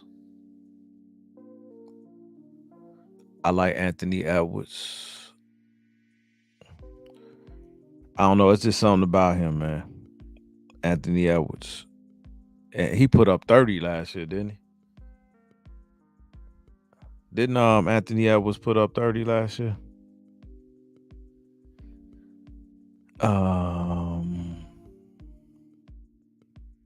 Yeah. Kawhi's not young no more either.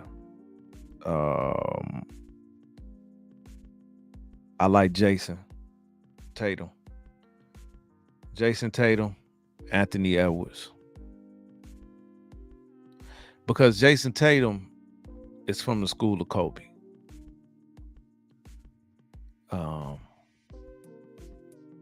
Yeah, I gave you two. Tatum and Anthony Edwards and Greek Freak. Yeah, I think. And Greek Freak, is he under 30? Or is he 30 yet? They age so quickly. But I like Jason Tatum, man. He got a pretty smooth game there. But I just wish that it wasn't Shea. Who drafted Shea? Was he drafted by the Lakers though? I can't remember. Because they always had all them players with them multiple names.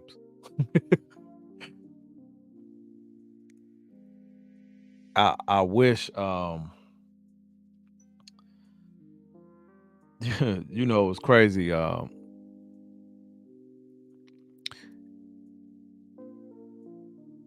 My man from Memphis, from the Grizzlies, he's a hothead, and he had promise.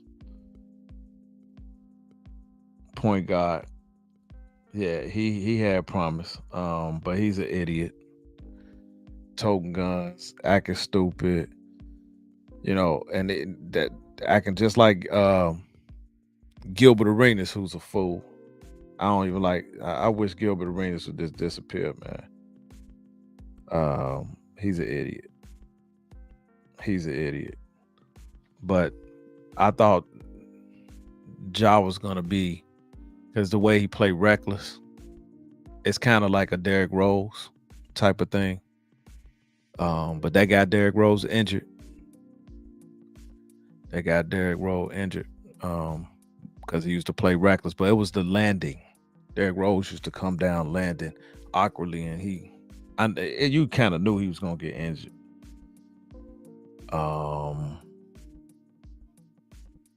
Yeah.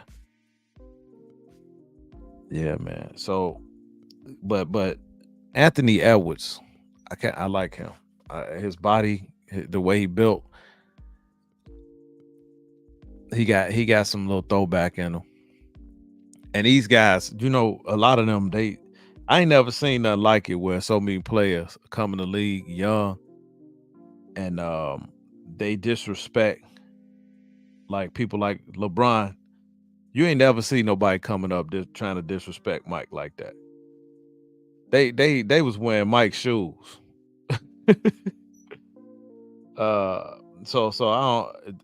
They be trying to dunk on him. They be they be trying to dunk on LeBron. That be trip me out, man. Like all these young players, they be like, man, when I see LeBron, I'm trying to dunk on him. Like, man, it wasn't nobody walking around. They was scared of Mike. They feared that dude, man. Yeah, they feared him big time. They feared Mike, bro. It was different. I remember one player tried to disrespect Mike, and he found out real quick, and that was Reggie Miller.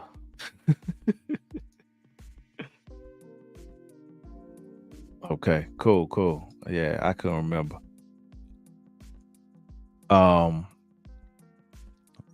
I thought Zion was gonna be that guy. What's up, Jesse?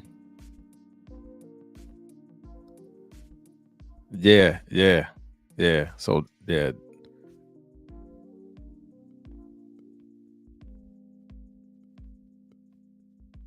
What's up, Jesse?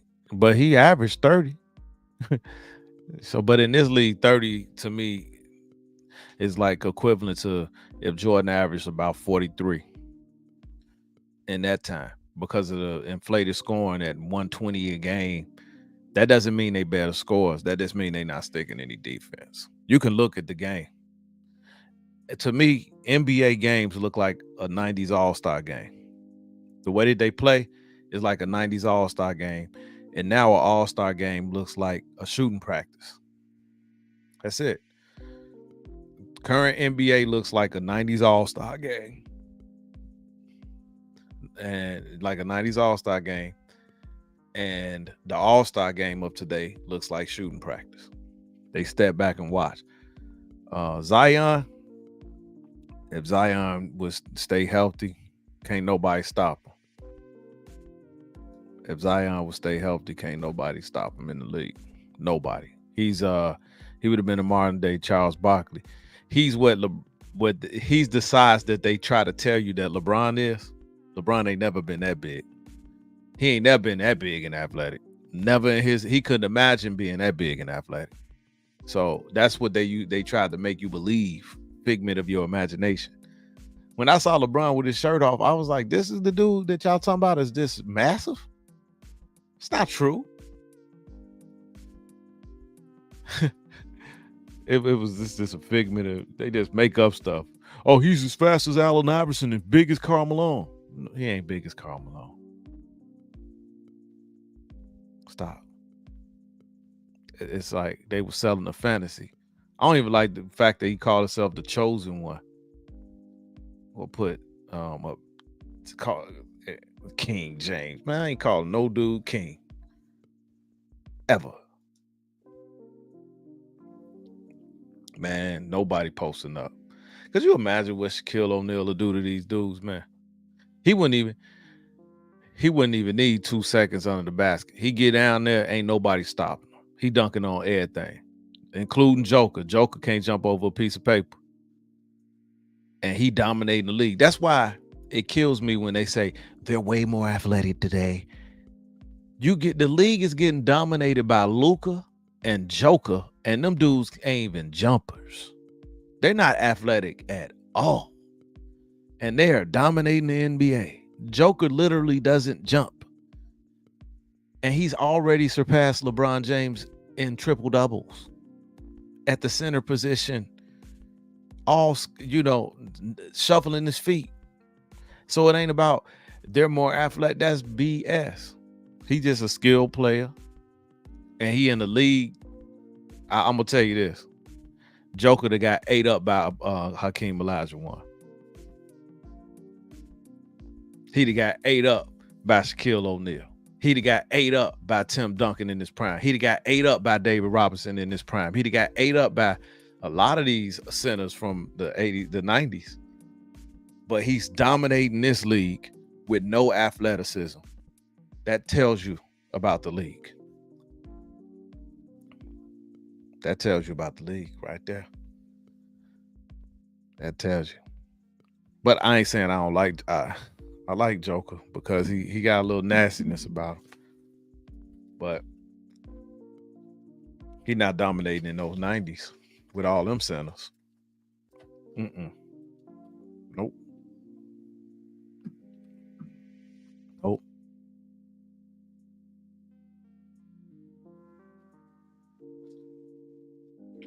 I don't agree with that either. You couldn't show off all your skill when you got a hand on you. You think Steph Curry putting up 30 with hand checking? I don't think so. And the NBA coming off them screens back in that time, they gonna hit you with a forearm. It's not gonna be a flagrant. It's probably gonna be a hard foul, and that's gonna make you reluctant to come off them screens. Everybody had handles, man. They just wasn't allowed to do it. Who was saying it? Kenny Smith. He said, y'all talk about Kyrie got the best handle. He said, I saw guys with better handles than that. We was not allowed to do that in game. We used to do that at the park. All the stuff they allowed to do in the game, he said, this guy's 100 times better than Kyrie. That played basketball in that era. John Paxson had a nasty dribble. John Paxson wasn't allowed to do it. He would have been on a bench. These guys, I've seen highlights of Shaquille O'Neal playing around, crossing people over and doing spin moves. They wasn't allowed to do it. They'd have got benched. So I don't see that either. I've seen players, they show video from the 40s. From the 40s and 50s. Pistol Pete had a mad handle. They just didn't do it in showboating games in that time. Now they just kind of playing around like it's Rucker Park or like it's and one video mixtape. That's all. That's how I look at it. Isaiah Thomas had a mean handle. I've seen highlights. You can go look up John Paxson dribbling. If you can find some Steve Kerr videos. Steve Kerr, from a standing position, he gonna outshoot Curry. He just wasn't allowed to shoot 10 threes a game, but he got the highest 3-point percentage in NBA history. Could he shoot? Was Phil gonna let that man shoot 10 threes? Was Popovich gonna let him shoot 10 threes? Nah. He shot 40% for his career. He would have hit 4 out of 10. If Steve Kerr hit 4 threes every game, 82 games a season, you know, we talking 328 threes a year. Curry had the record with what? Curry shooting 15 threes, man.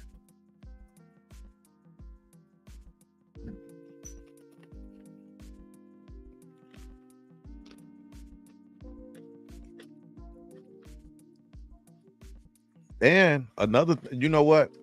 They travel a lot too now. They travel. That gather step is a lie. There's no such thing as a gather step. That's something they made up and fooled the world to think they get an extra half a step when they gathering. No, you're traveling. That's a travel gather step. What? Making up stuff. Gather step. Oh my God. The gather step. Lord have mercy. They be traveling they butt off in the league now. That step back three they be shooting, That one that James Harden used to shoot when he was in Houston, man, that dude used to take. Oh my God, he was traveling. Tap, tap, tap. 3 steps. All these players taking 3 steps. Michael Jordan was so fundamentally sound when he did the free throw jump. He dribbled up. Most people who do the free throw dunk, they just run down the court and go up.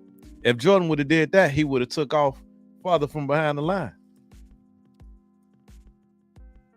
Ain't no such thing as a 0 step. If you calling it a step, how's it 0? That's a lie. That's a lie. It's made up, man. They making that up. I be counting this stuff. I be pausing it. I'm like, nah, ball in his hand. He taking a step. Nope. These cats traveling, man. Every game would be stopped if I was a referee. I mean, man, get out of the game, man. Traveling. LeBron be traveling. I done seen LeBron do that scoot up, step up 3 like that. I'm like, this dude is shuffling his feet, traveling. They traveling, man. It's sick to my stomach watching these mogs, man. Traveling.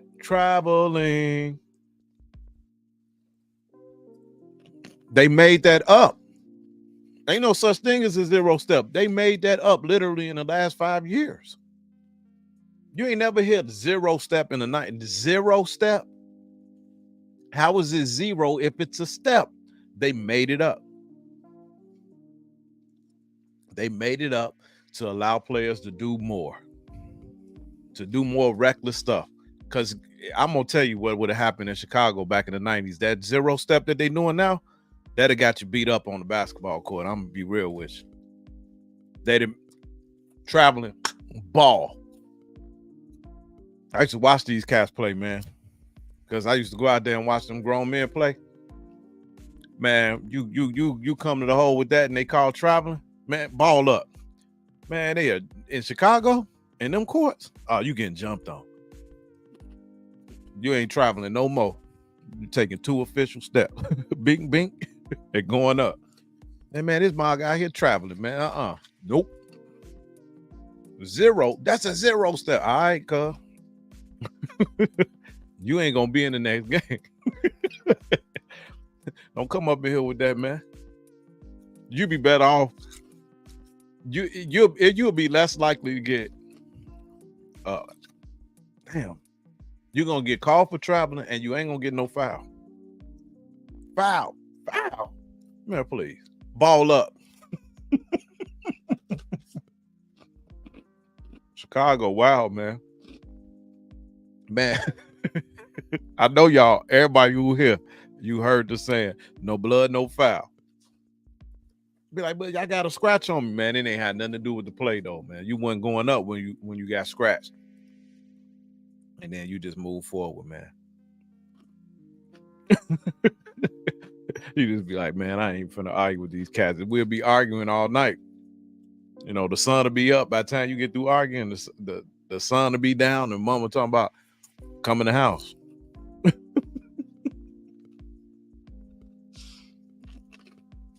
Man, he's good, bro. I know y'all can hear him.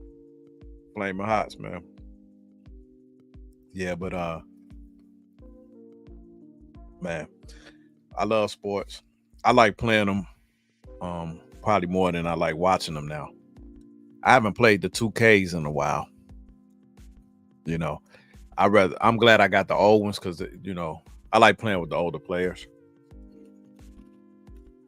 Just not a fan of the NBA like I used to be.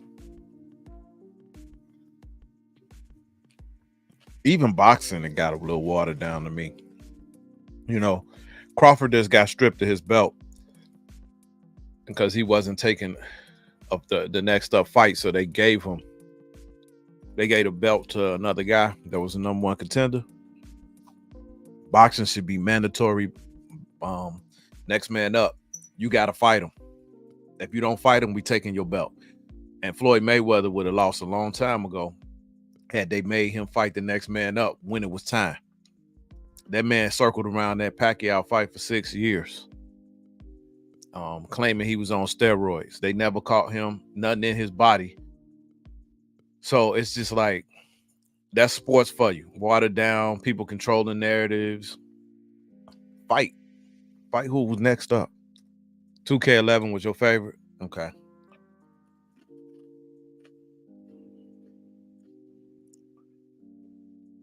I don't know, man. I just saw Fury get beat and they gave him the W.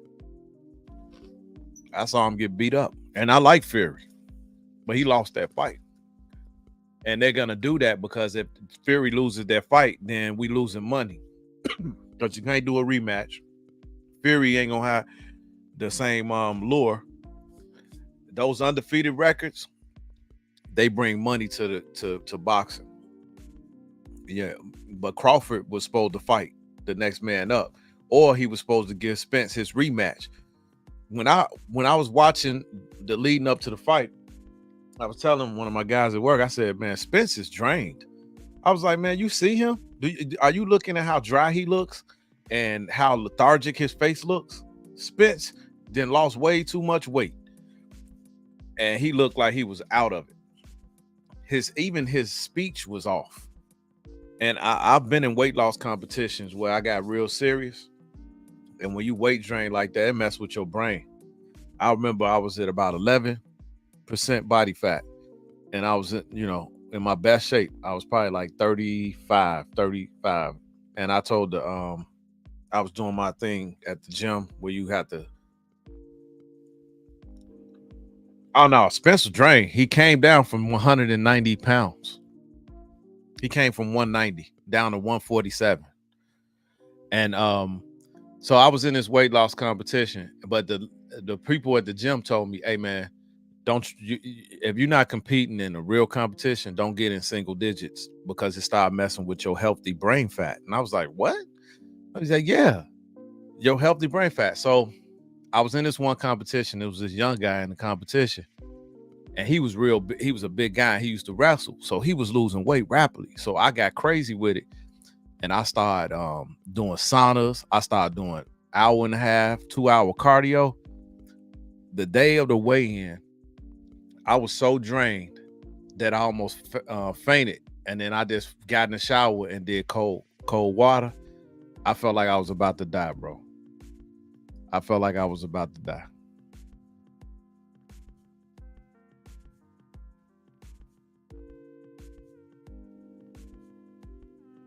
Yeah. And he can't hold the belt. But nah, he was drained. You can look at him.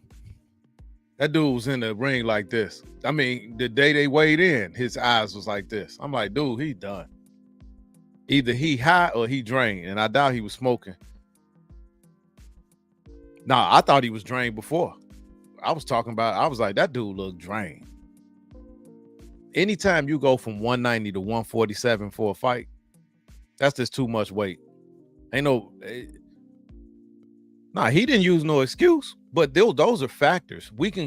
There's things called excuses. And like when LeBron said his hand was broke, that's an excuse because it wasn't a factor because his hand wasn't broke. He lied. Spence went from 190, 195 down to 147. That's a lot of weight. That's not normal. And Terrence Crawford ain't never, ever been 190 in his entire life. The whole existence in his life, he never been that weight.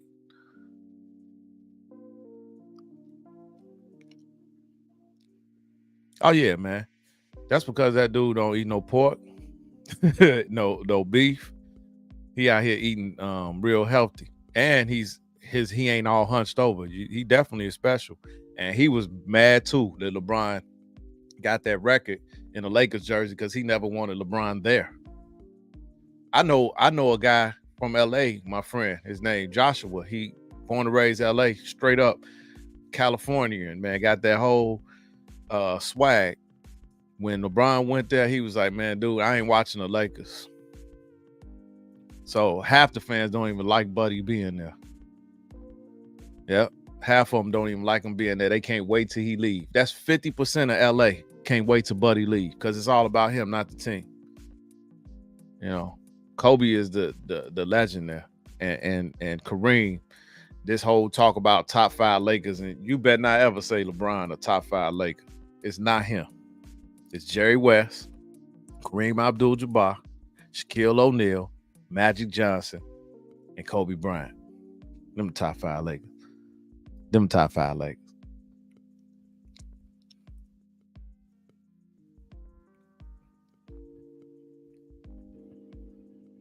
Yeah.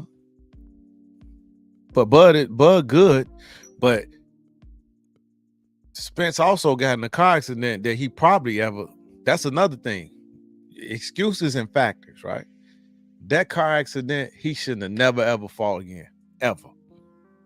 That man was doing 110 miles an hour, if not more, and was mince meat. I don't even know how he came back. I wouldn't have never fought again in a no sport. After that, nah, no way. But Bud is real good, and I think Bud will beat Floyd. But that ain't so. Floyd gonna keep taking exhibition matches. I think Bud will beat Floyd. I do. I mean, and do I think Bud will beat Spence? If they had a rematch, probably so. But would he beat him the way that he beat him like that? I don't think so. And if he fought him at 154 or 160, I think it'd be a little different. I do. I mean, it ain't like Spence lost a fight before that. You know, it's not like he lost a fight before that. But Bud is good. I ain't saying he ain't. But he had to give up that belt, though. I want boxing to get to a point where they say the next man is right there. You don't get to pick. You either fight him, like Fury, Anthony Joshua, and all them, how they was ducking and dodging each other. I'm like, hold on, man. What are we doing? Because they waiting for the money to build up.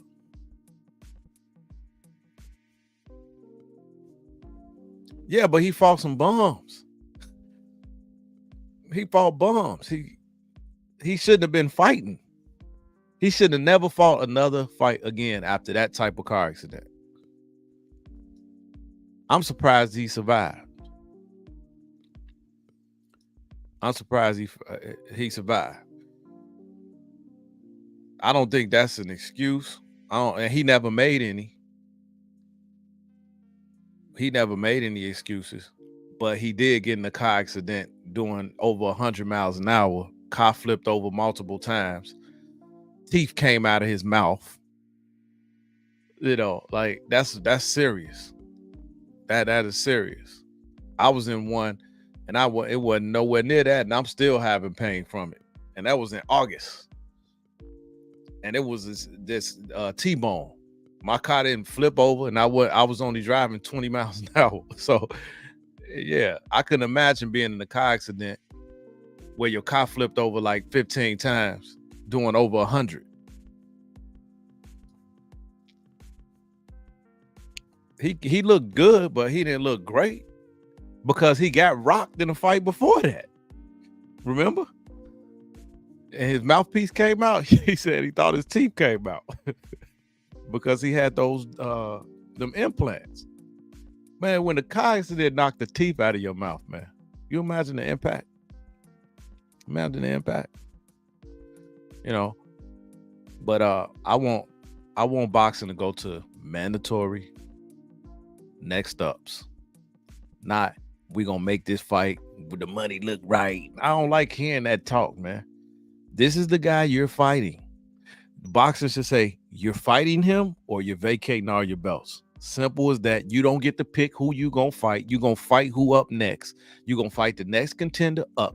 If you don't fight him, you vacate all your belts. That's how I want boxing to be. I want it to be like any other sport. We fighting for the championship. If you don't want to fight, you can't have the championship. You can't hold on to the belt. You know, they all about the money. Floyd did it for years. He did it for years, picking who he want to fight. He fought Shane too late and got rocked. He fought Pacquiao way too late. Said he was on steroids for 6 years. And then it was verified that Pac had a torn rotator cuff, and he wanted to get a cortisol injection Floyd said, "You can't take nothing." He said, "All right, cool." And it still went 12 rounds. Is that an excuse? Is a torn rotator cuff an excuse or a factor? He still fought him. You know, but he should have fought him 6 years prior to that. But he didn't, because boxing don't make you fight somebody mandatorily. They just don't, to me, they don't do a good job in that. You're fighting the next guy up, or you're not the champion anymore. This whole, I want to pick who I fight next. The money ain't right. Now, Floyd is the best businessman in boxing history. So, I mean, but I don't have to like it as a fan. I don't have to like it as a fan.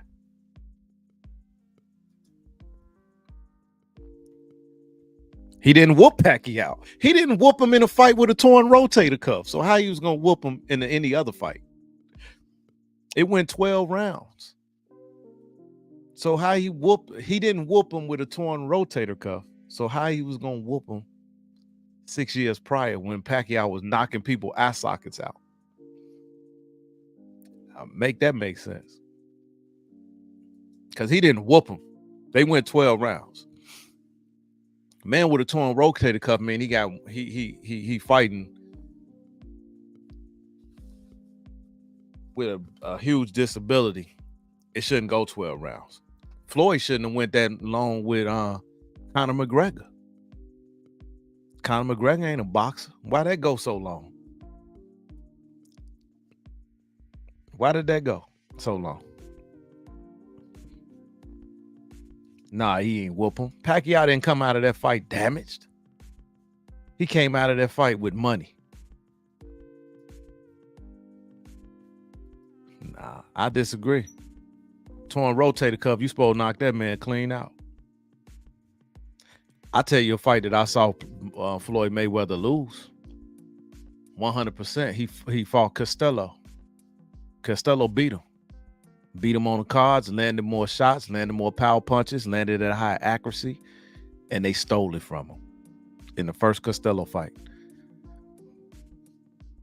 Go look at the cards. Go look at the CompuBox stats of when Floyd first fought. And we talking pretty boy Floyd. When he first fought Costello, Costello won on every metric. He landed more power punches. He threw more power punches. He landed at a higher percentage rate. He threw more total punches. He landed at a higher percentage rate, and he threw more jabs and landed at a higher percentage rate. Boxing can fix stuff. They just fixed the Fury fight. Fury got knocked down 2 times. They counted one as a slip, and he definitely got rocked the other time. But the other one, he got hit. He fell towards dude. Dude backed up. He fell. That was 2 knockdowns. And then he elbowed my man. That was supposed to be a point deducted, but they didn't. So boxing can be fixed. Boxing can be fixed. But he lost. He still lost. He lost on CompuBox stats. The judges was wrong. I remember seeing Tyson get robbed against Buster Douglas because Buster Douglas was down for 15 seconds. It shouldn't have never went. Now, did he lose when he got knocked out? Yeah, but it should have never went there because Buster was down for 15 seconds. Go back and count it. Boxing do a lot of funky stuff. Before Mike bit Holyfield ear, go back and look at that fight. Holyfield be headbutting people. Holyfield a beast, but he still be headbutting people. So that's how he got his ear bit. And in the rematch, he had him scouted. So he beat Costello in the second one. But still, he still lost the first one. Medina beat Floyd in their first fight. He was bullying Floyd, throwing him all across the ring, bullying him. And then in the second fight, Floyd got him. But that first fight, he lost to me. You talk about ring generalship. Medina was whooping Floyd up. Floyd had more damage on his face and all that. So I think he overrated. TBE. said he was better than Ali. You smoking. You crazy. You're not better than Muhammad Ali, buddy. You're not. You know, you can't tell me you better than Ali. You weigh 145 pounds. You can't. Now when Ali was knocking dudes out that was 260. No. Best businessman ever. I can talk sports all night. I love it. But Floyd, best businessman in the history of the sport. Best boxer? Absolutely not. Because he didn't come up in the era with Sugar Ray and Marvin Hagler and Tommy Hearns.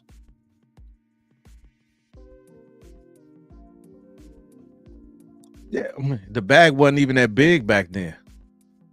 Hold on, you talking about money bag? Because fighting bag, no, absolutely not. No, man. That little, he had the same skills his father had. His father was getting beat up with that same style. Floyd ain't got better hands than Ali. Better skills than Ali? Come on, man.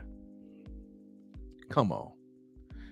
Who got Floyd ain't got a right hook, better jab, better uppercut, none of that than Ali. He ain't got better speed, feet, footwork. This all he got. This what Floyd got right here. The second half of Floyd's career was spent doing that. And his father and his uncle taught him that. If he'd have fought somebody like Ali, he'd have got killed. That's my opinion on it. He definitely didn't look better in the ring than Ali. Skills than Ali? Nah, man. Man, Ali used to fight cats without even putting his hands up. All head movement. Without even putting his hands down at his waist, man. That dude was off the chain. Ali was off the chain.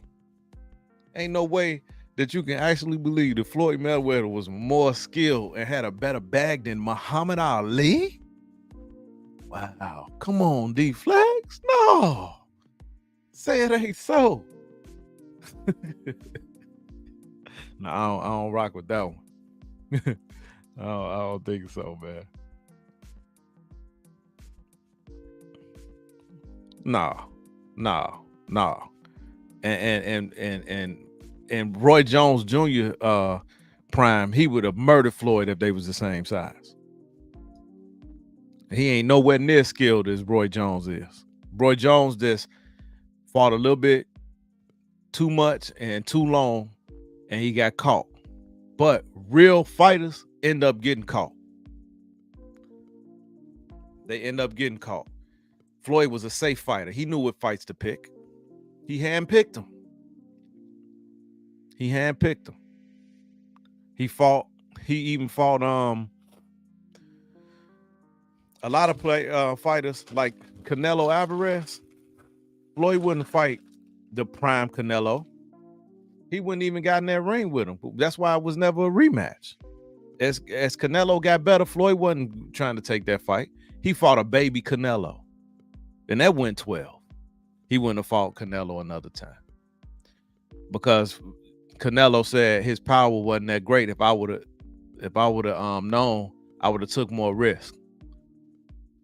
So now I know your power. You ain't gonna fight me again. Because we've seen plenty fighters win fights and then come back, and that person knows their abilities, so they come back with a different game plan. That's how Pacquiao ended up getting knocked out after fighting the same man 3 times. This is how Fury comes back and beat Wilder when Fury lost that first fight against Wilder. That wasn't a draw. That first fight against Wilder, and I don't believe Wilder's a great boxer. I think he does a good hitter. Wilder lost. Wilder beat Fury that first fight. But Fury was like, okay, I know his power now. I know what to do. And then he came back and beat him 2 more times. But that first fight, that was a draw. Wilder should have had the W. That's how I look at it. And so once you fight somebody, they know your skills. Floyd didn't often give people rematches. That's why he only had 50 fights. He spent all that time boxing and he only had 50 fights. To say because you 50-0, you got you the best ever, I don't agree with that. I don't agree with just because you had that. Because what was Roberto Duran's record? Roberto Duran fought 119 fights, right? And he went 89-0, didn't he? So what if he'd have stopped there at 89-0 and said, I ain't never fighting again? So then Floyd don't have to hang his hat on 50-0 because Floyd wasn't never gonna fight 90 fights, right? Picking and choosing. Picking and choosing. Picking and choosing. That's how I look at it, man. Great business, man. I remember 50 Cent. They was like, I heard you and Floyd got in a fight. He said, let's just say he's no longer undefeated. And it's people that actually believe that a man is 147 pounds gonna actually be effective against a dude that's 6'1", 225. Weight classes are for a reason.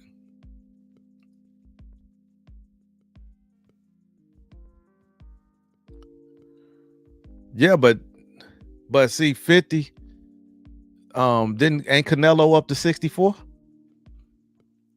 Canelo up to 64 and he's 33. So Floyd was picking and choosing.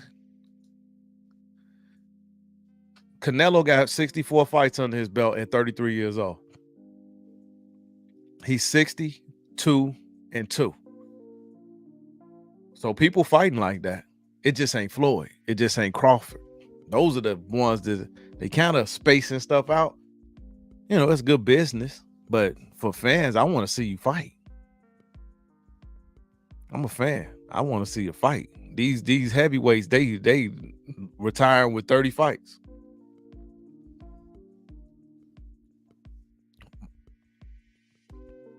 Yeah, I know they ain't fighting like that. Shoot, boxing used to be to the death when it first started. I think way back in the gladiator days. Then they was fighting like 20-something rounds, you know. Hey, he fought. Some of them guys is tougher than these boxers in the streets or wherever they at. They probably was fighting with knuckles.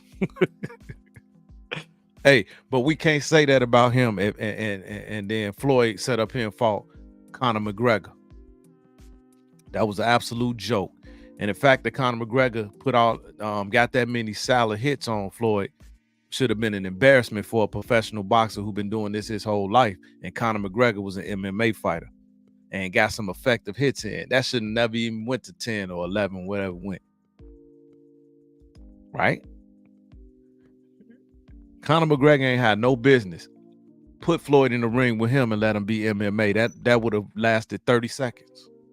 If you put Floyd in the ring with Conor McGregor in an MMA fight, Conor McGregor will kill him. He'll beat him, if not kill him. It was boxing rules with big boxing gloves. I remember Floyd made a clause where, you know, who was he fighting? He was like, I want 8-ounce gloves. And Floyd was like, we not fighting with 8 ounce. We doing 10. He wanted a bigger glove. He wanted a bigger glove because he ain't want to feel them knuckles. He ain't want to break his own little brittle hands either.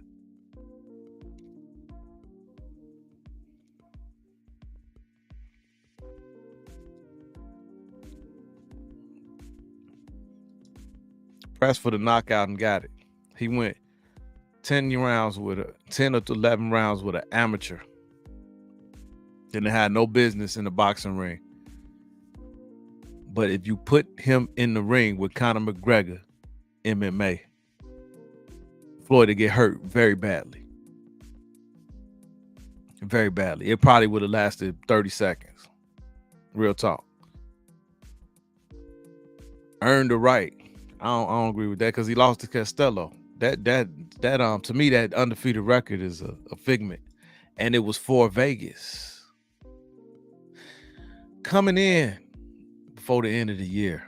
Hopefully Catwoman on bike, man. But I'm almost thinking about selling my pre-order, bro. Hold on, so it don't look as good on this? Tell me. So when I go YouTube live without having StreamYard, it look clearer than this. That's what you're saying? I want to know your vision. We having a sports discussion, man. It's been interesting. I think I'm gonna do a sports segment. I think I'm gonna add a sports segment to my channel. I like it. I like doing it. And I love to have like debates. I don't get bent out of shape. I do it even kill. And I love when somebody, I like it. I love it. Sports debates is fun, man. I don't get like hey, ain't that something? So then if I do the stream with the fellas, but then I can't pull y'all comments up, man. That's crazy. So yeah, I think I'm gonna do a sports segment. I mean, I'm pretty good at sports. I have my own opinions. Everybody does. It's fun. But Catwoman on bike. Y'all think I should keep that? Y'all think I should keep that Catwoman on bike? Because I got the Joker from Queen and the Batman, and I wanted that Catwoman on bike because I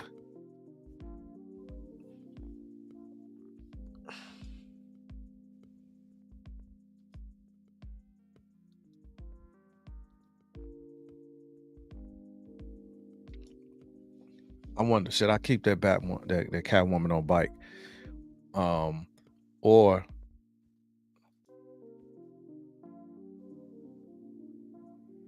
the 1.4 what? Because the Catwoman they came in 1.6 and 1.3. They had a 1.6 and a 1.3. So I haven't had mine shipped yet. It's fully paid off. Julio Caesar, my bad. Roberto Duran did fight 119 though, but it was Julio. You're right. My bad. Thank you. Julio had an 89. Yeah. Yeah, he should have stopped. That was Julio. But Roberto was a bad boy too.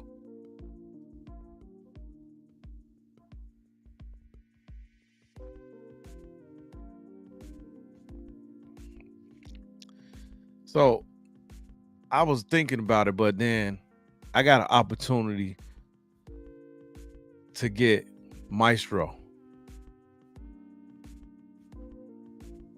And it's pretty much I already got the bike pod. I got 2 bike pods and I got the Anne Hathaway figure. Yeah, Anne Hathaway Catwoman on bike. Anne Hathaway Catwoman on bike, man. I was thinking about canceling it, but then I lose a little percentage, like maybe $200-$300 maybe. But then I could take all the money because I paid it off. It was $3,200 with tax.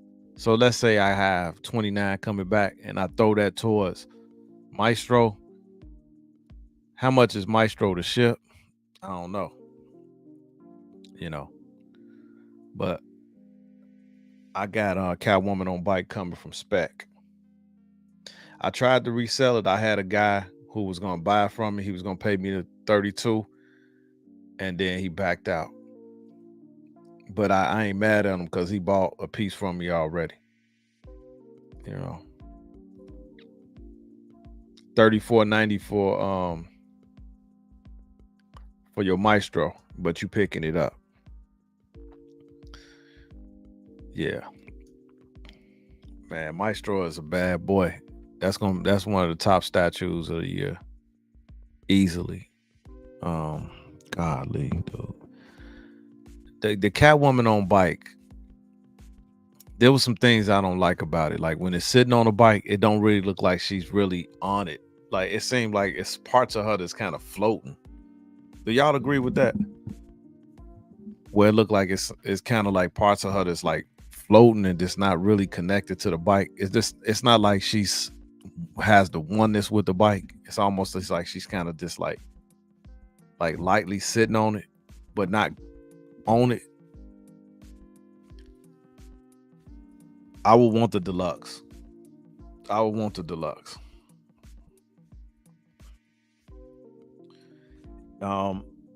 So it's an area like right over here on the other side. It's at least 48 inches of width from the end of this detox. It's 48 inches from.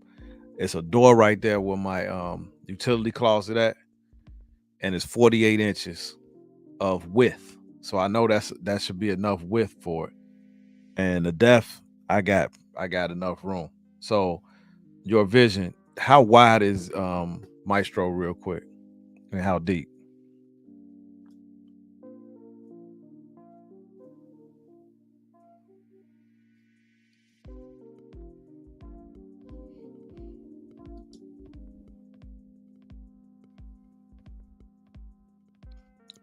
Yeah, like she in the air. Facts. There you go. I know what you're talking about. She tuned it up. She tuned it for the gram. All right, so it's 51 wide. All right, so then that detox had to go, basically. 32 deep. Golly, that's ridiculous, man. That is ridiculous.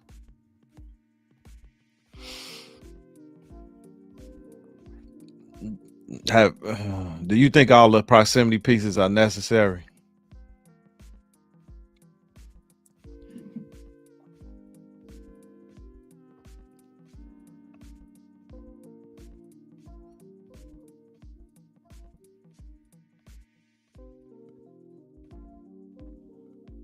You think they necessary? All those oh, you do.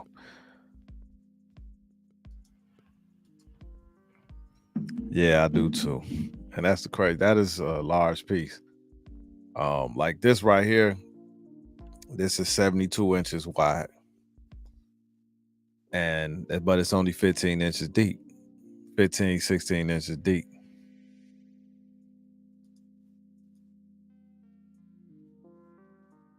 Yeah, the spawn bus, it's only 35 of these.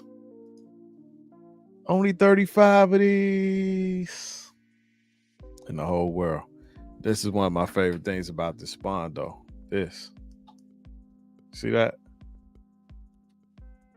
That's cold. That's cold right there. Yeah.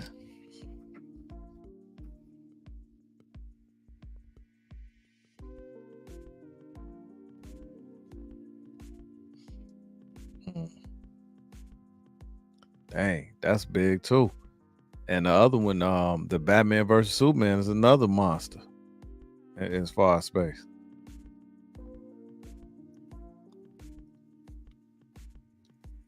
I don't know. 10 inches shorter than the 51 by 32. It's not shorter than that, is it?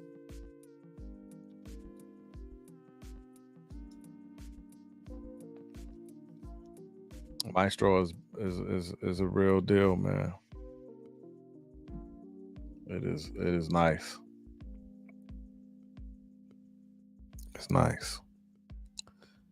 It's gonna end up being in most people's eyes, it's probably gonna be statue of the year.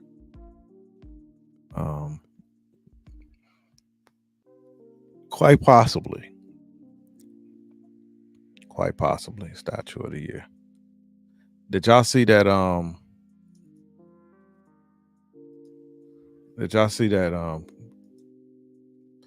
custom Doomsday.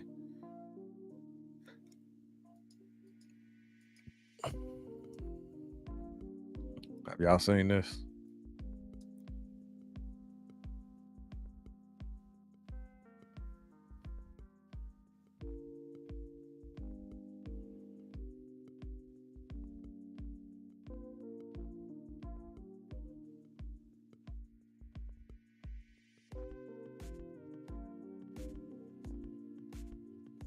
I'm assuming this is a quarter scale.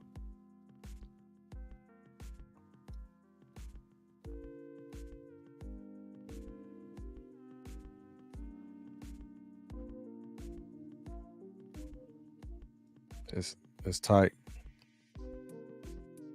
Tintinin, I think that's her name. Tintinin painter.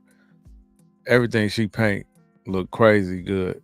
So you scared that if you get something like this, it's not gonna be at the same level unless she paint all of them. Cause she taking it to another level, man.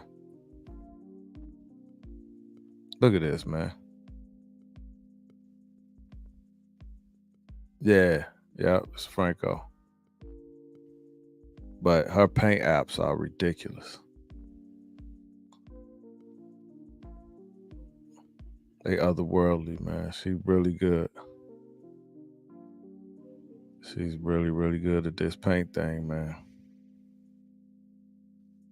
She take it to another level. Mm-hmm.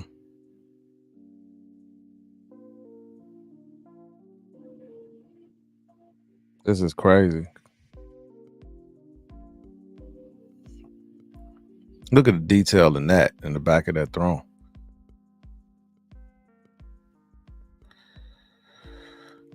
Penguin from Prime 1. Man, if y'all saw Batman Statue Collector, when he unboxed that Skin Ivy, it looked better than what I thought. It looked better than what I thought, man. I kind of regret canceling it now. I think he should keep both of them. But yeah, that's what I got coming.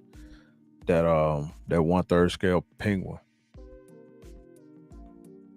Yeah, that Doom, Dr. Doom is hey Jelena, how you doing? Hey. Yeah, that Dr. Doom is quarter. Hold on. What? Oh yeah, with the horns on the chair. Yeah, that one look good too. If that's Franco also. That Kratos.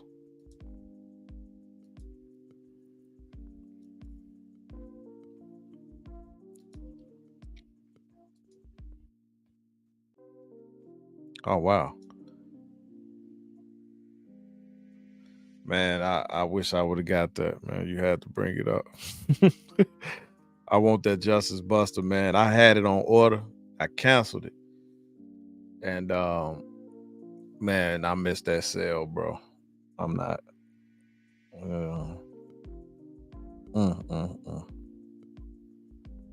I missed it.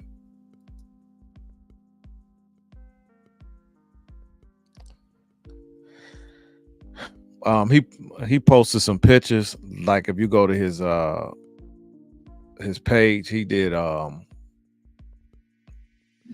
he posted some pictures on his story, and it looked pretty cool, man. I don't know if you can see this. I don't know if you can see this, but it looked pretty cool. That's on his story.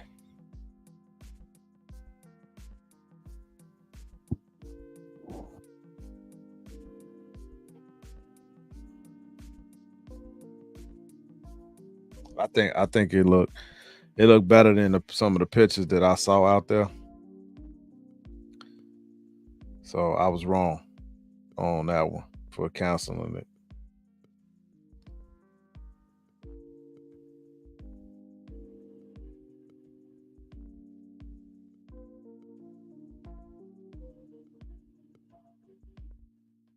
See when you, yeah, I think it looked pretty good, man. I think it looks good. Now I still really like my green one, but this is enough to have both. Be honest with you,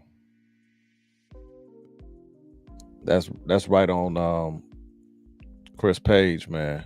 Uh, and I think it came out nice. I really do.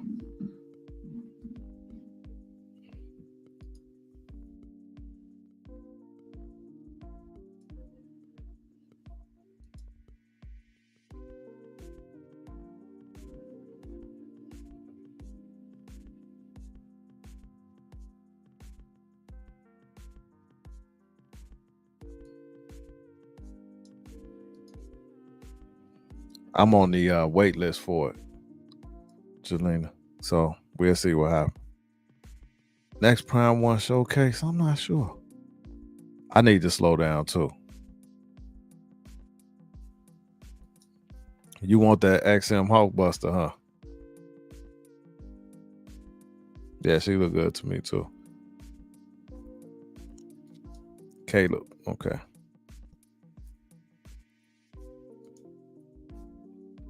It's supposed to be green. It's facts. I got the green one sitting right over here. Let me see.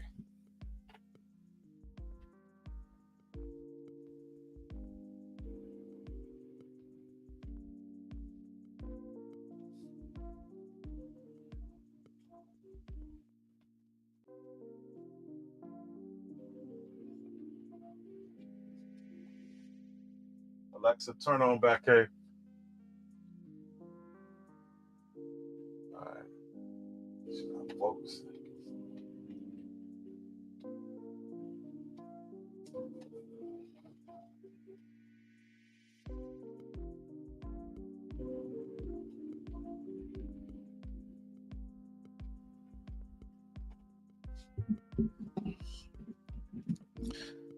Yeah, I still like this.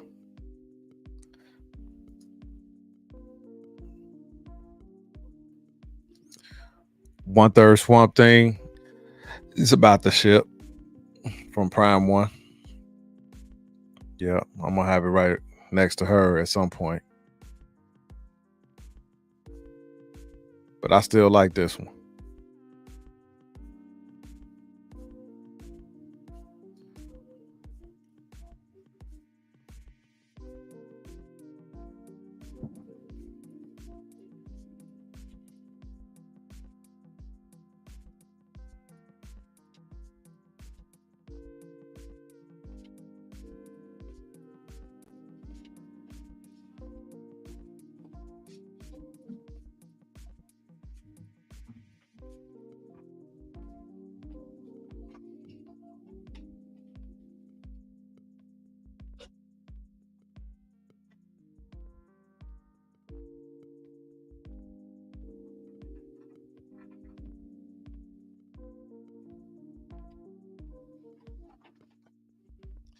Yeah, that's still a beauty, man.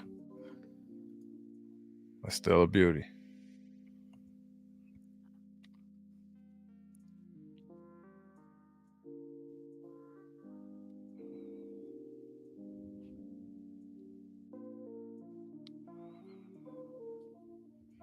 Harley Quinn who laughs. Yeah, that's gonna be dope.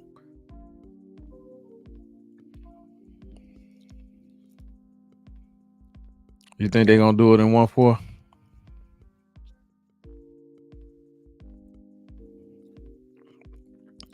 Well, Chris is gonna do a video.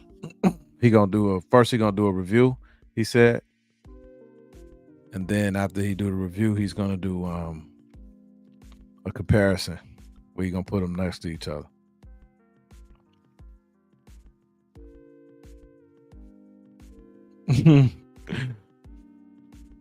That do look funny.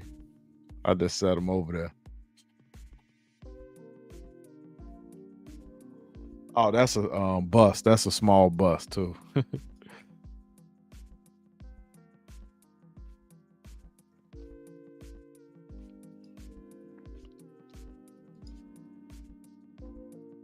Well, he thinking about it. Yeah, yeah. Well, he already trying to sell the green one, so yeah, trying to sell the green one. I mean, I don't blame him, but me, I probably would keep both. Yeah, yeah. So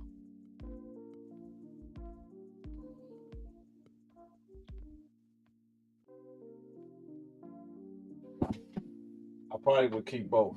It's just me though, because they look different enough.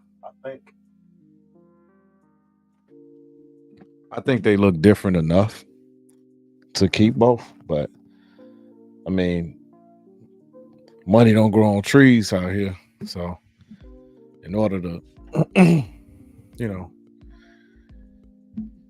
in order to do this thing, sometimes you gotta sell stuff. That Pennywise is no, it's not NECA. It's a 6 scale. It's Hot Toys. I think it's Hot. Yeah, it's Hot Toys. Yeah, yeah. They ain't even supposed to be over there like that, but little clutter. Yeah, but it's Hot Toys.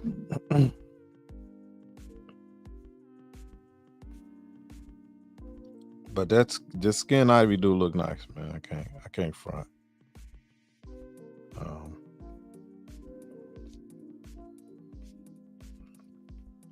I have to think about it. If I'm on, I am on the wait list for it, so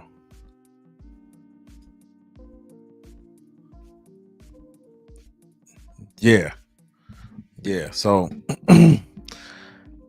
I'm thinking about selling this Hulk Buster that I got. I'm thinking about it. I see you say you was looking for a Hulk Buster. Yeah, I'm thinking about selling it.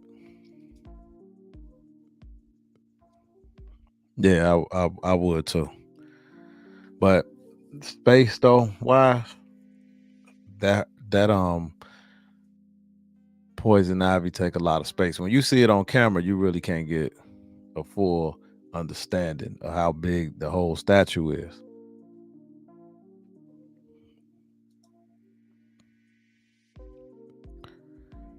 No, I don't have XM.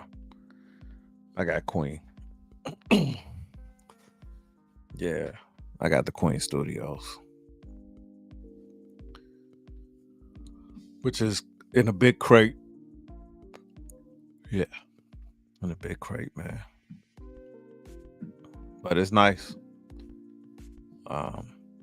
Sure, I ain't even displayed it yet, man. It's crazy.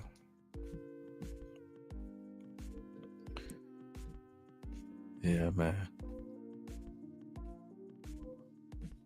What am I doing? I forgot to take the.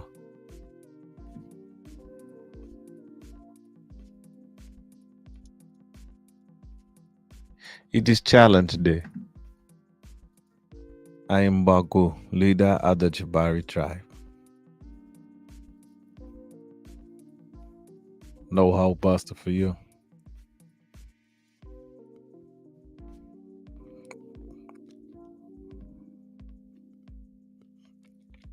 So what happened with me is I got the Catwoman on bike. That's paid for. I got $2,000 into the Infinity Studio Bell bus. That's 5,200 that I want to move around because I'm not gonna I can't keep the Infinity Studios bus. So I want to move that money around.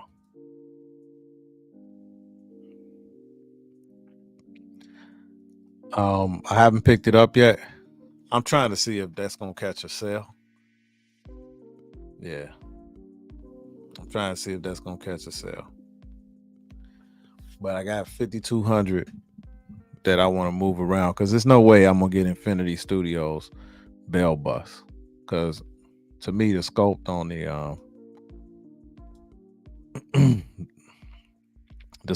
the Queen Studios is way better than me for the bust. And matter of fact, to me, Queen does a better job on face sculpts. To me, when it comes to those busts. Like I have the Wonder Woman for Queen, and I think it looked better. I think she looks prettier. This Joaquin Phoenix Joker, that sculpt, that face looks more like Joaquin Phoenix than the Infinity. Yeah, they're gonna do this Hush 1-4. Man, I want that Hush 1-3. I do. Um, but that's interesting because Chris talked about that. How now that he got the bigger space, 1-4 is almost getting swallowed up by the shelving. So I guess like when I do my shelving, I gotta make it where it's only like maybe 3 inches above the head instead of like 7 or 8, because then they might look small. I don't know. I think when it comes to like lines like X-Men, you gotta go 1-4, like, or less, 1-10. 1-3, you might can get away with the Justice League, but 1-3 is so big that when you start lining them up next to each other, then you got problems. 1-4 for lines does work, but when it comes to that Hush, that's one of those pieces that I'd rather have in 1-3 personally. That Hush Superman, because that thing is just amazing.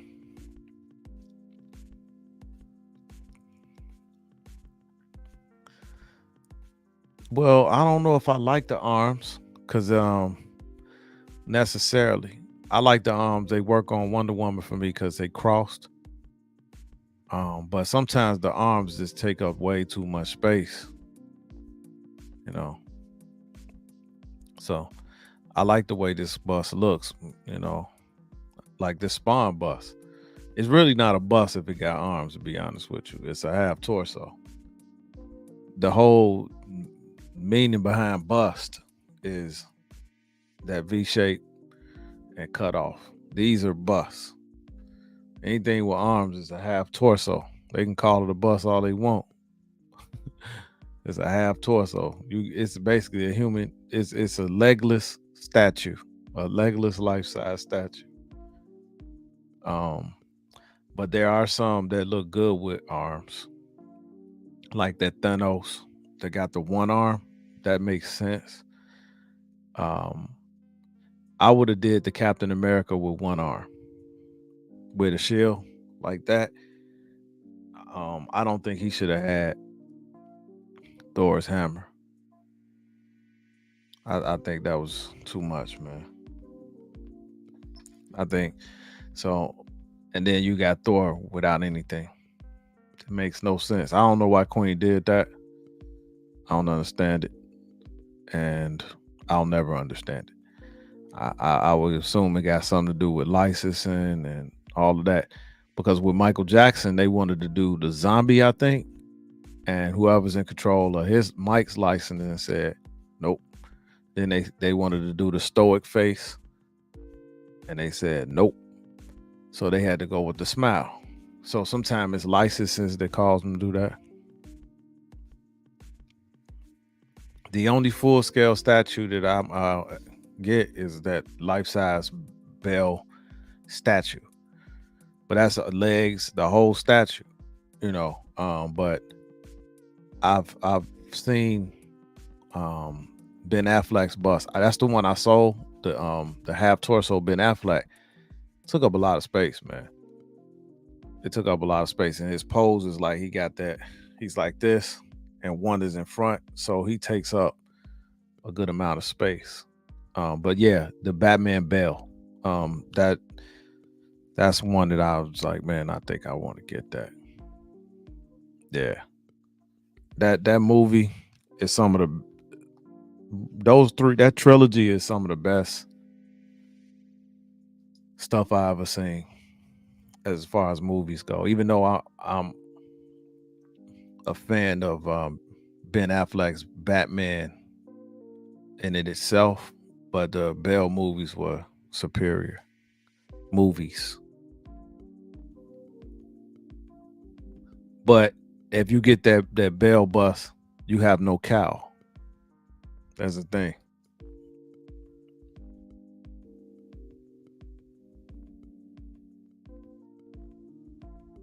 Yeah, I mean, it's called the Hush line, and they haven't done Hush. That's the weird thing.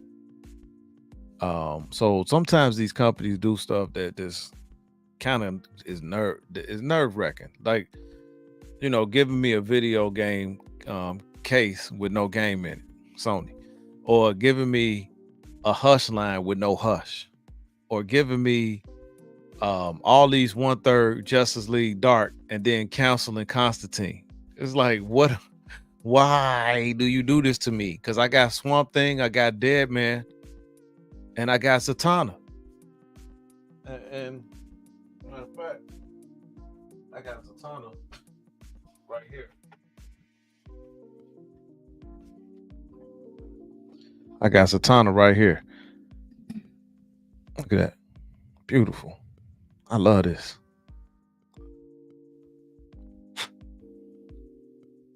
Uh-huh.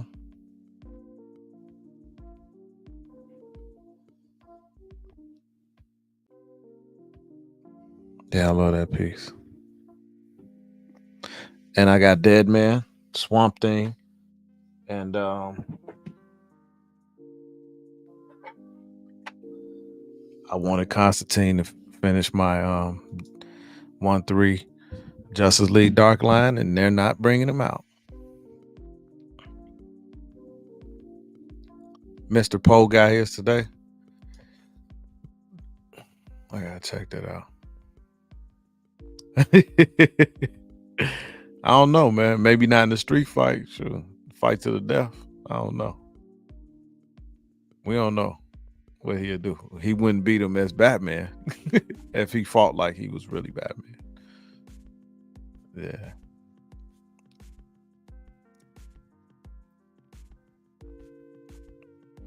But ain't Dead Man supposed to be kind of big?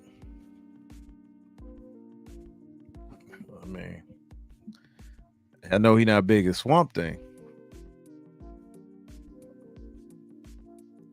but I'm almost compelled to get the Swamp Thing quarter scale. I mean, the Constantine quarter scale, because I do have a sideshow Zatanna, so I could essentially pair that. And then I did get the XM Swamp Thing. I did get that, so that's 3. So I got 3 quarter scales of the line, but you ain't getting a Dead Man in quarter scale. That's not gonna happen. So, man, I took a break after I had a little car accident, man. It's been having like some tight lower back stuff and hip pain. Tight. It's weird, man. And if I can move stuff around a little, and then I had to take a break. So it's a lot of work, man. It's a lot of work. I want the endoskeletons. It's still, I thought they was gonna sell out real quick, but they didn't. I think people are waiting to see what the rest of the stuff gonna look like before they pull the trigger on it. But they look good at Prime One. I could tell you who I'm not buying anything from ever. I'm just not a fan of the company. I don't think their statue pieces look that great, and that's that Dark Side Collectibles. And it's like they don't bring their stuff out sometimes quick enough. Only thing I've seen from them, like in hand to anybody, is Star Trek, I think. But like their Catwoman, to me, Prime One Blissway look better. That's my opinion. But they do have some 1/3 scale stuff from Terminator, and I just think the stuff that I've seen from Prime One is better. The endoskeleton beast.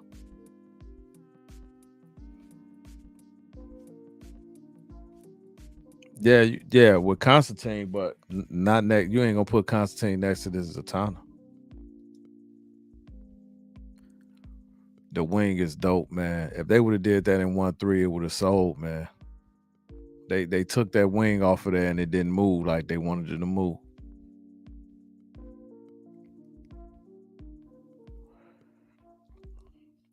Yeah, man. Hey, it's your vision, brother.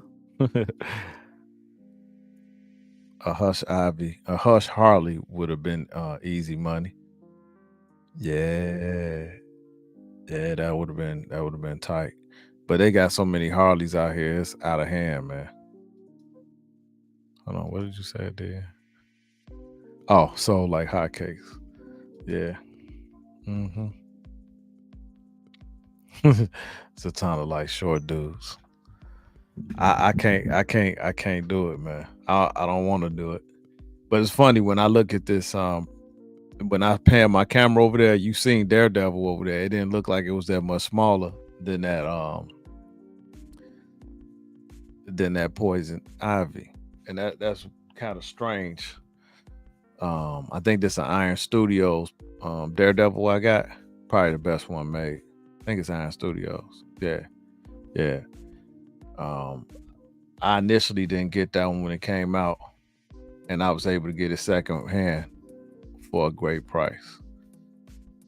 And even I had a Eric B sold me that cyborg, that new 52 cyborg in his next tour, and it don't look that, but those are male characters, so they're a little bit bigger. So sometimes it'll work. Yeah, it looks it's that tree, man, that take up all the space. And it's funny, I unboxed that on the channel, and I picked it up and I put it over there. I ain't never doing nothing like that again. So I think that this table I got, it's got a hole, it's got these holes in the bottom for wheels. It's an IKEA modular desk to go up and down. I'm gonna put wheels on my desk, and I'm gonna do my unboxings, and I'm gonna try to slide the desk closer to where I want to put my statues, or I'm gonna either get like a cart, like a heavy duty husky cart, and then try to slide my statues over to the cart, slide this and put the statue on wheels and take it. You gotta be careful, man, because it looks small, but man, that construct, that tree on her. Oof. Oh yeah, yeah. Well, and that's rightfully so. She's petite. Yeah, she's petite, but it's a pretty statue, man. It's one of my favorite. No, I don't. But it's dope. Who just posted that? Somebody just posted that. It was dope, man. Somebody. Oh no, it was Gotham Cenobites just posted that. Man, that's a dope piece. Kind of a sleeper, but you know what? I do have the gold version. I got it for like $400. The Batman Beyond, the gold version from that Arkham game. It's all gold. Yeah, same statue. You got that Batman Beyond. Which one? You got the Arkham one standing straight up, or you got the one with the wings that he kind of going like this? Because there's two of them now. There's two of them.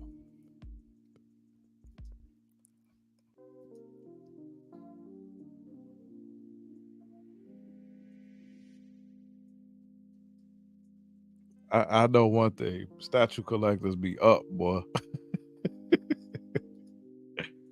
Statue collectors be up at night, and then we hit that sweet spot when the people overseas are up.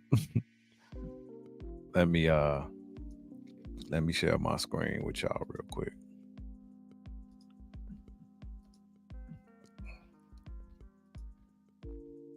Hold on. Chrome tab. Bing.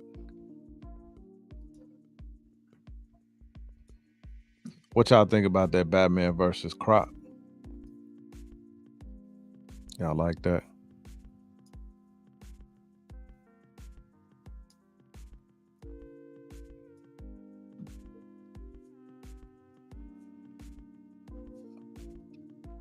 All right, let's look at these real quick.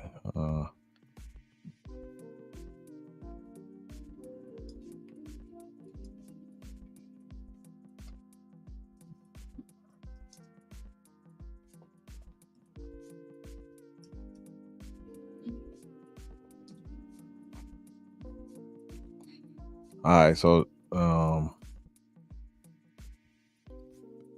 this one even waitlisted. This Batman Beyond is waitlisted here. This the one you got?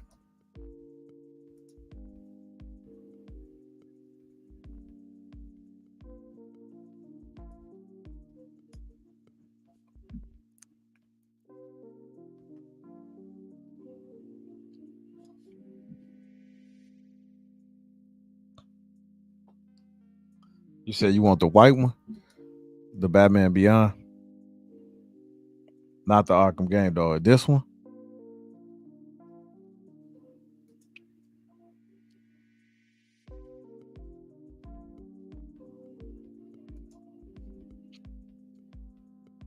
This gotta be it, yeah. He got a vehicle. Oh, it's only 12 there? Golly.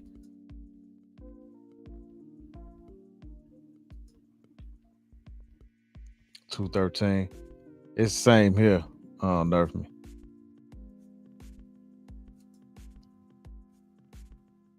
Yeah, Bay Area. Oh yeah. Y'all just getting started. So you talking about this one? Because this is the newest one.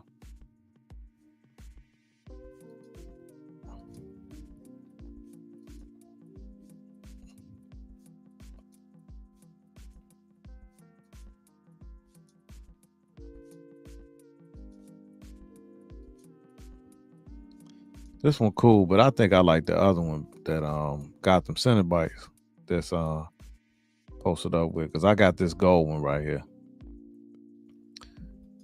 So you gotta be talking about, I like these better than that one that we just looked at. So you trying to get this one? Yeah, this do look just kind of slick. But this is from the game though. This from the game.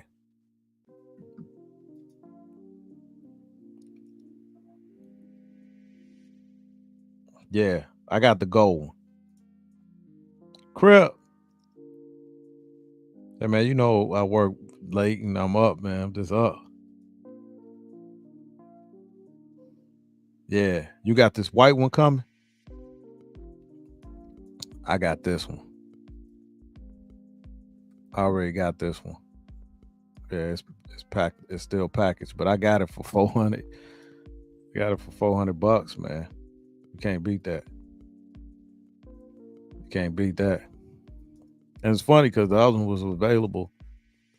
I should have got the black one too, but it didn't go on sale like this one did. So I was like 400. I'm like, oh yeah, I'm getting that. I think the shipping was like maybe 180. So I'm like, this is steal. And still, it's cool looking too. But I think I'm gonna have to be honest. I think that's the one right there. That one dope. This the one Gotham Cenobites just caught. Hey, Crippler talking about you up. Man, we been talking about a bunch of sports and everything, man. I was just testing out some stuff because I noticed that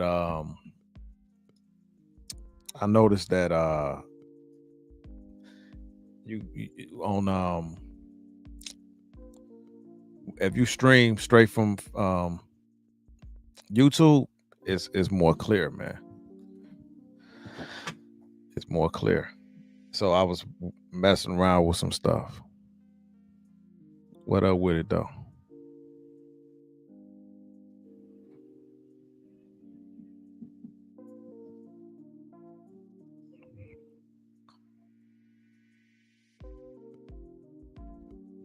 That's finished working.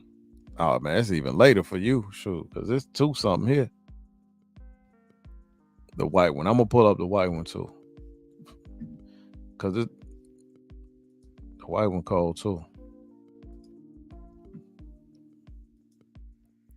All of them cold, man. And like this a line that once you ain't gonna see a lot of people selling them. Some people sell them, but They was classic pieces. They not gonna do these again. You know, I can't see them doing any of these again because the video game is pretty much over with.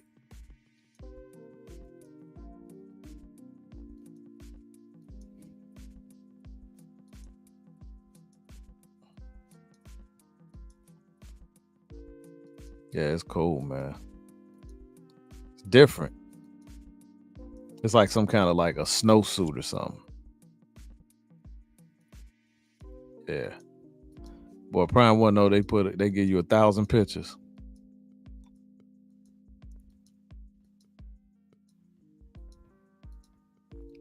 Yeah, Gotham Cenobites just caught the black one.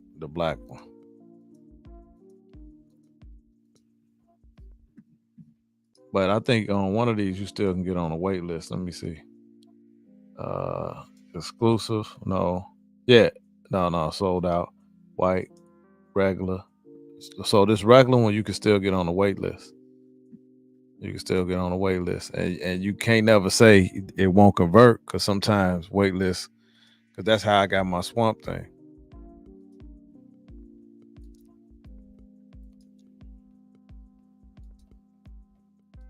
That's how I got my Swamp Thing, man.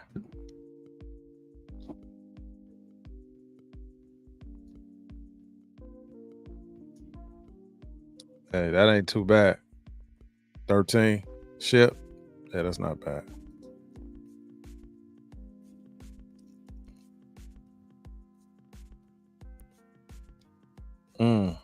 Yeah, man. Hey, man, it's at the bar too. Love these Arkham games, but they replayable. That's a good thing about them because it's just fun. It's just fun. It's a dope statue, dope pieces that came from it. You know, I wouldn't sell it. I'll be honest with you. If I had it.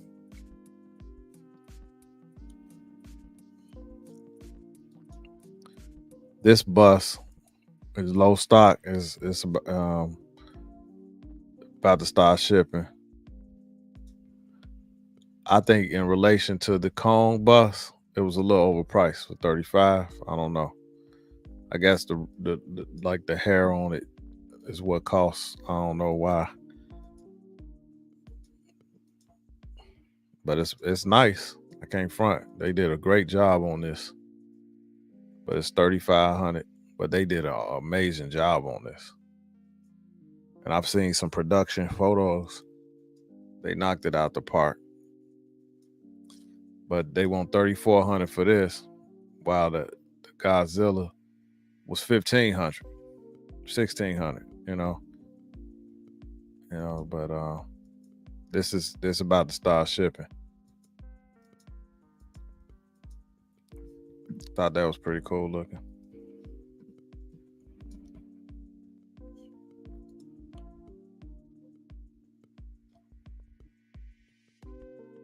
A plant variant, yeah, that would have been cool. They could have did it a little different.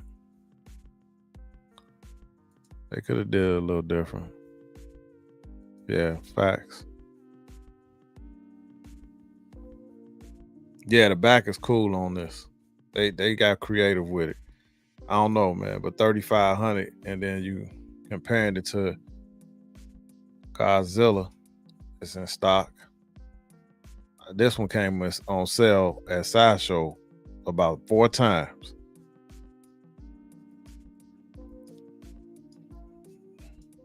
I could have got this thing for 1,100 at Sideshow at one point, and they wanted $250 for shipping.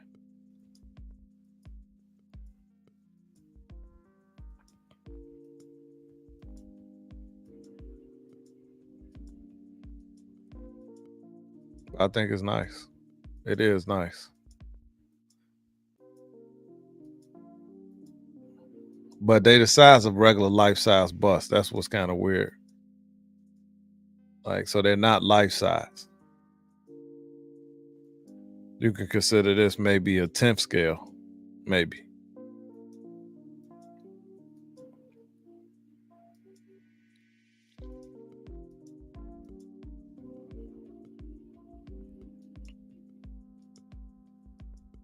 I wish they would have at least put the little arms on it. I think that would have been a little bit better. The King Kong is incredible. Yeah. King Kong is incredible.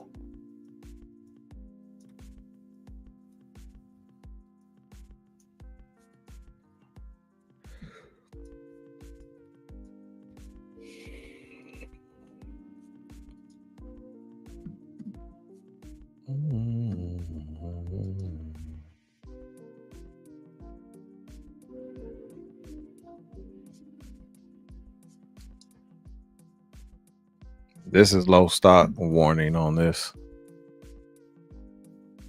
Low stock now, y'all. So we was just talking about this piece.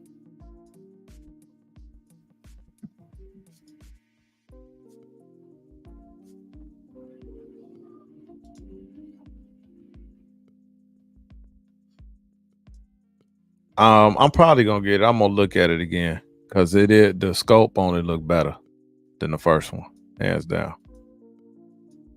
They still, that skin tone is a little darker than him though. This right here, if they'd have did this in 1.3, bro, it would have been immediately sold out. That disappointed a lot of people, including myself, when they announced it without a wing and then nobody was buying it, so they discontinued it, which was pretty wrong too. You know, they should just released it in the low ES and then waited for it to sell out. But to do this without the wing was almost criminal. How you gonna give us all this for a quarter scale and then take away? It's like when Black Panther get in a fight for the ceremonial fight. The powers of the Black Panther will be stripped away. When you take the wing away, yeah, it's wing or bust. Justice League versus Darkseid looks good. I'm gonna show you something else that look good. I almost pulled the trigger on this. I think the sale is over though, because I had about a 6 scale piece. I thought this looked good. So they had a sale where you can get like 150 if you spend $1,000. This is right over $1,000. This is Guts versus Zod from Berserk. I thought this would look pretty good, man. Initially, I was like, is this quarter scale for that price? And then I looked, it was 6 scale, but it's dope. This is good.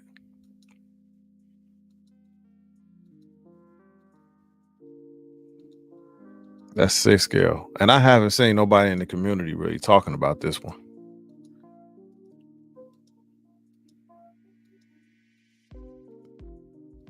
A lot of swap outs. Yeah, for $1,100 for this.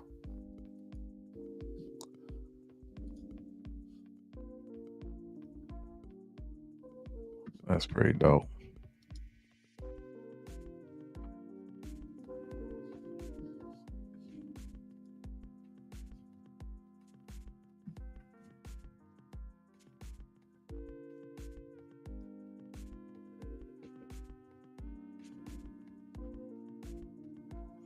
Yeah, all of those versus pieces that XM did was nice for the most part.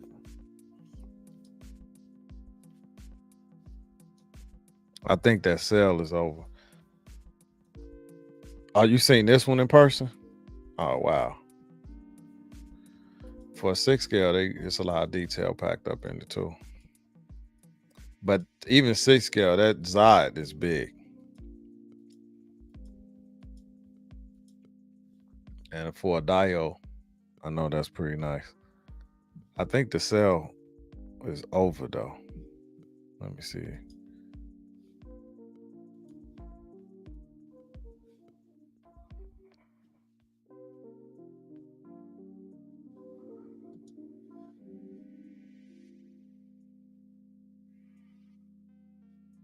That's something I got coming right here. Let me see my cart though. I just be putting stuff in my cart. Be putting stuff in my cart. I don't know if that. So this shipping was cheap. See, it ain't got that coupon. So it was $150 coupon. It ended yesterday. So it would have took this down. It would have took that down to like, 15, 11, about 1170 ish. But it is what it is. Oh, appreciate it. Yeah, that Monkey King, man. It's nice. That Monkey King is nice. Yeah. And I was looking at, so I ended up copping these right here. Yeah. This was a good price for this Black Manta. Now it's back up to 800. I got it for $479. Yeah. I think that was a good price, man.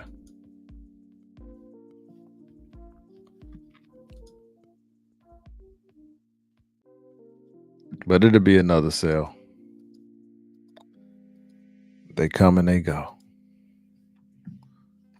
Can't buy everything just because it's on sale, but I looked at that Black Manta several times. Found that good deal. But yeah, that's it for today.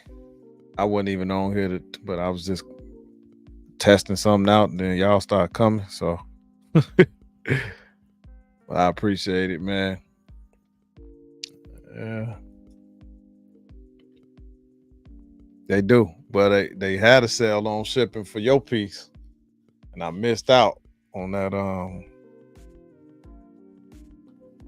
I missed out on that Justice Buster. They had 50% off on that shipping, man. I'm like, golly. But anyway, man. About to get up out of here.